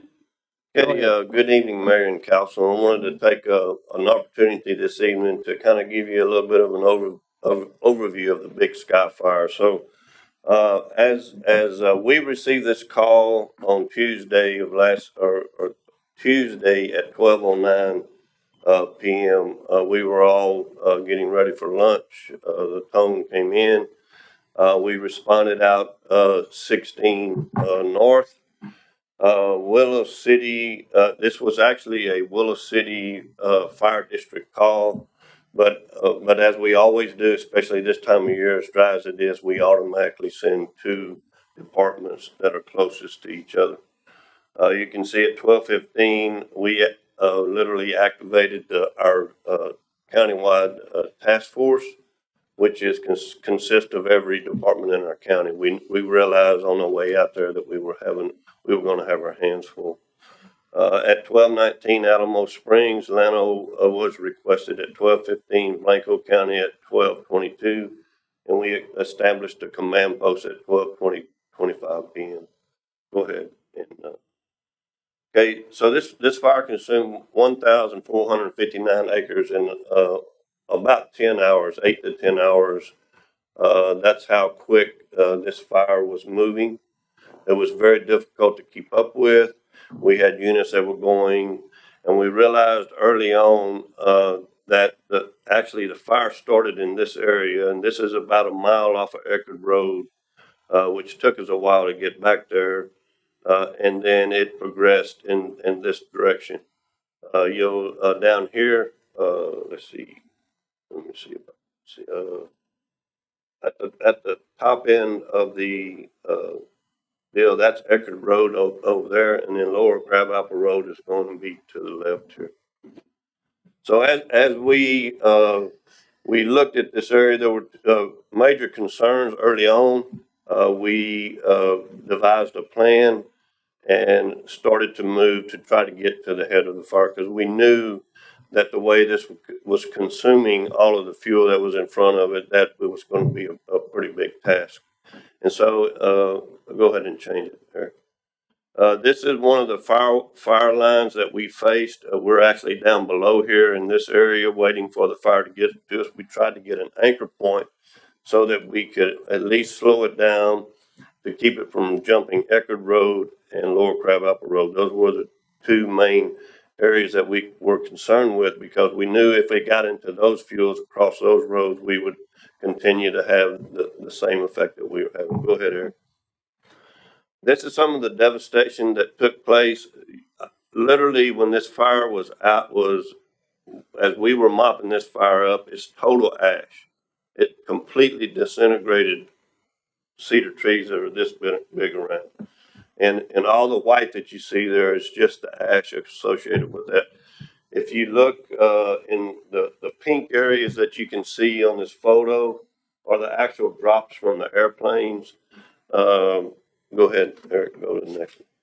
So we, early on, our strategy shifted from trying to actually stop the head of the fire. We never really stopped trying to do that, but we knew we had to get to the structures. We knew we had to get to the people that were potentially in the path of this fire. And so we started evacuating people. The sheriff's department, we used their personnel to go and get people out of the homes and structures that were ahead of this fire. We protected those homes. In other words, we put units around all of the homes that we knew that were in the area to protect those homes. We coordinated incoming resources. We called for more resources, so we're trying to get those positioned where they need to be. We attempted to control the advancement of the fire. We monitored for outbreaks as we got later into the fire, and then we returned most of the local resources back on Sunday, I believe it was.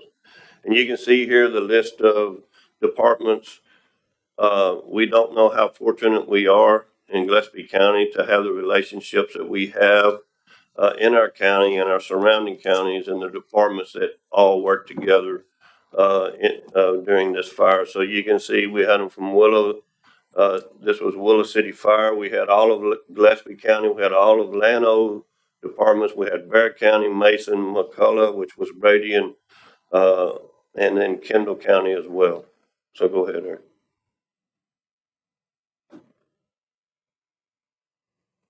Eric, can you switch it? Or is that it? Yeah. In addition to those assets, we also had over probably close to 90 federal and state assets. Those assets came in from the Texas A&M Forest Service when they initiated this fire to what we call a level 3 deployment from the state and the federal asset. We also had, as you can see here, we had air support, 3 Fredericksburg seats. Those are airplanes that stay here unless there's a fire and they're deployed somewhere. Then we don't have access to it. Fortunately, they were in Fredericksburg. 26,000 gallons of retardant.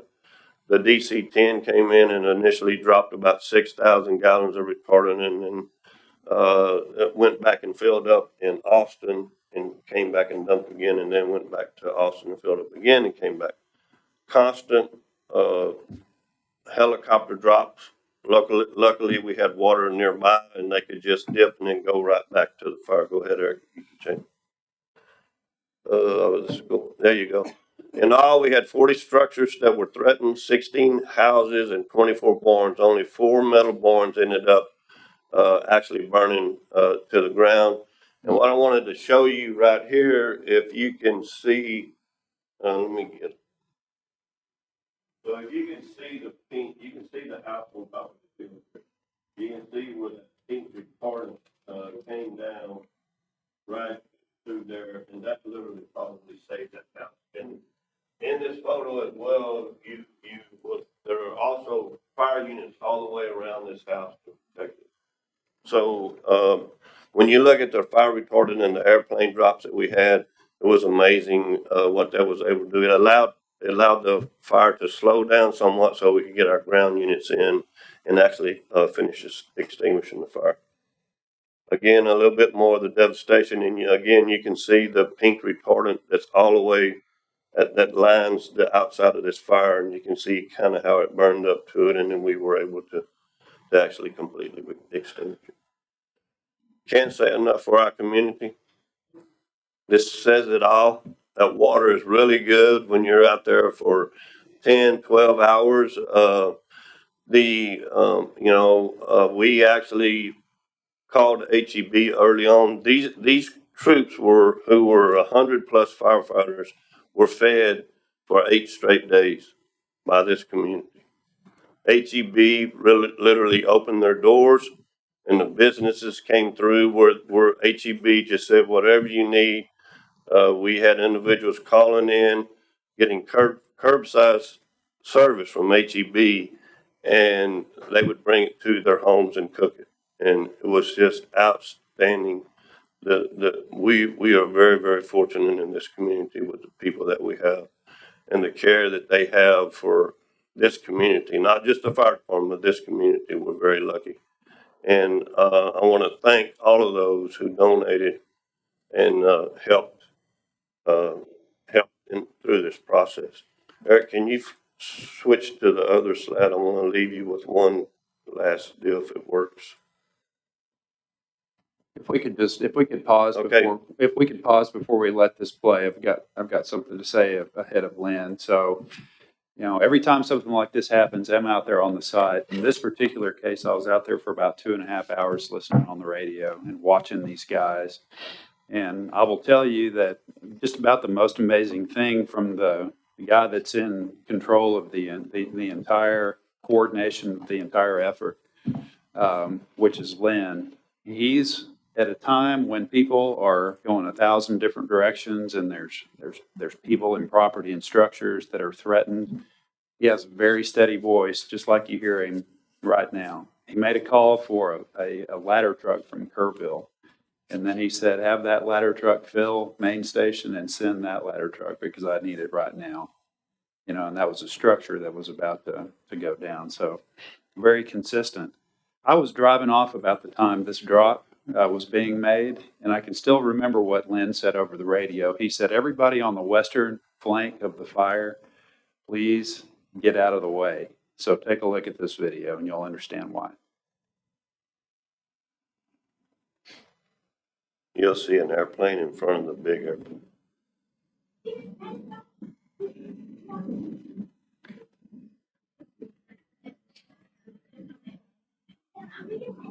So the airplane in the front spots where the drop is to be made.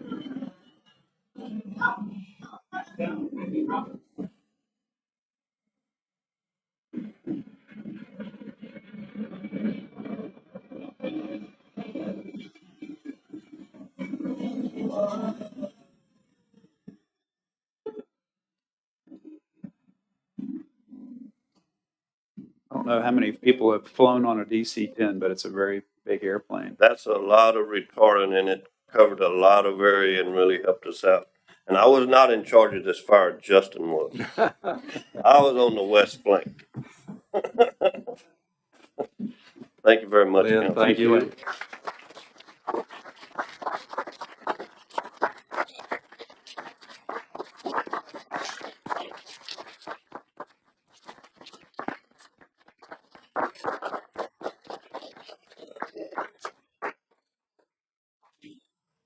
Well, that's comforting. Very comforting. Go ahead. Water supply update. I'm going to turn to Chris to give our water supply update this time. Chris? Well, I don't have anything to top that, so that is amazing. Yeah, great job, guys, and it's great to be a part of this community. Nothing really has changed. We haven't gotten any rainfall, unfortunately, since we last reported. Our monitoring wells and our aquifer, surprisingly, are about the same. In fact, Dennis Durst, our interim water department superintendent, took a look at the aquifer levels today, close to our well fields, and reported they were exactly the same. Actually, one of them was a foot higher. So I guess that's a good sign. Obviously, our water pumpage is close to the same as it has been for the last couple of months. I would say, like Clinton has reported, our customers have cut back and are conscientious about this drought that we're in. So that is good. We're also continuing to run those daily reports, reaching out to customers. Maybe they have a leak or watering on the wrong day or something like that. So just continuing to try to educate. The last utility bill did include some information in it as well, really directing people to our website and really encouraging those folks to sign up for our customer portal so they can watch their data, watch their water consumption daily, set those alerts, get notified if they might possibly have a leak or if they have a certain amount of water that they're using. So there's a lot of really good information on the city's website, social media. Lee does a great job of getting that information out to our customers. I just can continue to look at that. I would encourage everybody to look at that and get that information. We are currently in stage 3 watering restrictions, as mentioned before. So nothing has changed on that level as well. Be happy to answer any questions that you might have. What's the status on the 290? They are finishing the crossing right there west of the Pedernales River. We're probably about 2 weeks, maybe 10 days away from completing the construction. But then we do have to move forward with the flushing, disinfection, taking samples and so forth. So our hope would be maybe the second weekend in September, something like that, early September, that we have that line operational. Great. Questions? Thank you. Okay, just quickly wanted to provide the council with an update regarding dates for our 2023 proposed budget. We do have a budget workshop coming up Wednesday this week, August 17th. At the golf course, 9 a.m., we'll be talking about all funds, general fund and enterprise funds. A couple of other dates, notable dates. Monday, August 22nd, council public hearing on proposed budget for no new revenue tax rate. So we'll be talking about the no new revenue tax rate, getting into that tax rate discussion. If need be, we have another public notice and public hearing on August 31st. If the council decides not to adopt that no new revenue tax rate, then we will have that public hearing and continue to discuss. Finally, another public hearing on September 14th with adoption of the budget on September 19th. So again, we're getting into that tax discussion, property tax discussion. We have a number of required notices that we have to give to the public, opportunities for public hearings as part of that process, depending on what rate we adopt. And with that, I'd be happy to answer any questions if you have them. What time would the meeting be on 8/31? 4 o'clock? It has, If we need that's actually just a publication, excuse me, the publication of the notice of hearing on tax rate. Okay, thank you. Sorry about that.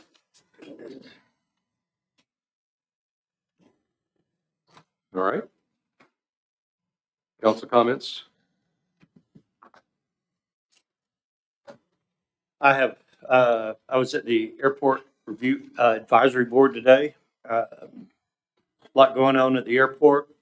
T-hangar occupancy is still 100%. We've got 34 on the wait list. We have 4 new hangars under development. So they're in the planning stage now, with some discussion about more coming. So the airport is still growing. As far as fuel sales, thanks to the firefighters, they're 54,000 gallons of the 74,000 gallons that were above last year's performance. So we're 26% ahead of last year, and last year was a huge record year for the airport. Majority of that is in jet fuel. Last year we sold 530,000 gallons of fuel. The forecast this year is for 600,000. So the airport is still growing. That's all. I'd like to just add an addendum. I guess that's redundant. Addendum my comments about the SDRs. I will contact the 2 applicants that we approved tonight to make sure they're clear that I was not criticizing them. They did exactly what we asked them to do. They followed the procedure that's in the ordinances right now. My comment was about what I think is a loose end that we need to deal with. And that's just my personal opinion, and hopefully the council will take it under advisement. Anyone else? Report on the Convention and Visitors Bureau. Ernie's retiring in September, so we're doing a search for his replacement now. Zoom interviews this week and the final in-person interviews on the 30th with a decision at the board meeting on the 31st.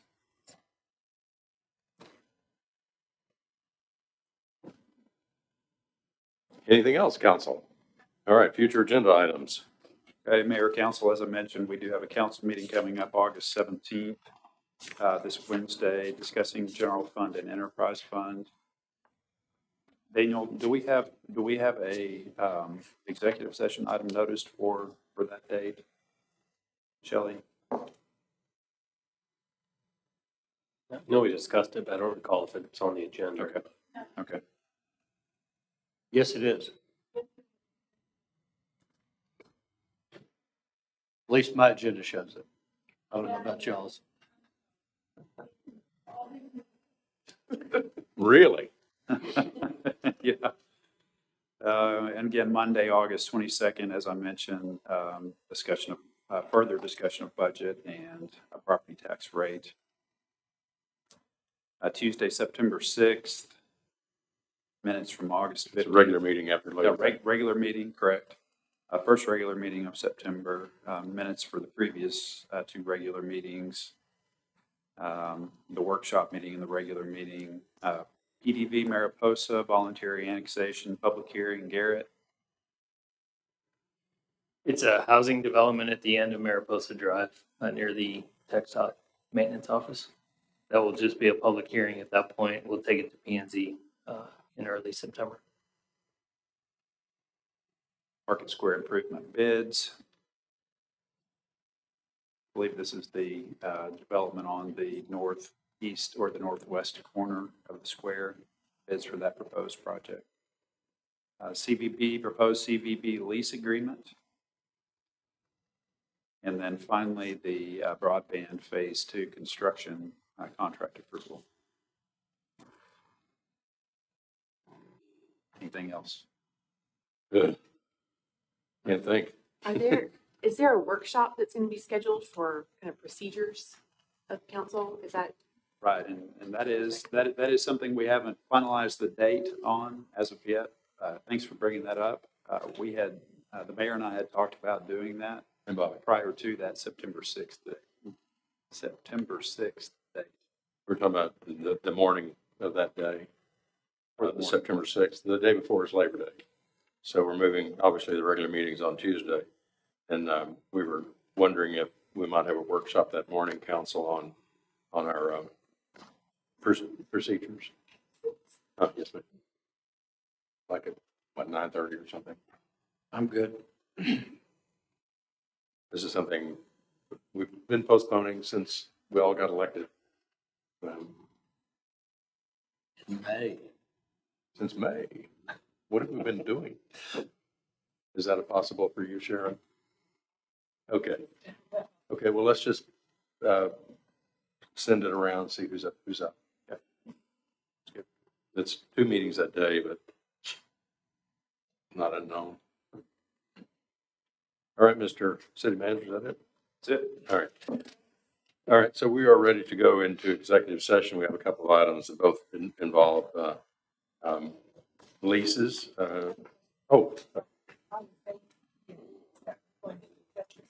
Yes, ma'am. Thank you. The items 8C and D are the items that we are, no, 8D. Thank you, Sharon. You said it right. 8D and E are executive session items that we're now into approving or discussing. I move that we go out of regular session to executive session. Second. Motion second to go into executive session. All in favor, say aye. Aye. Opposed? All right.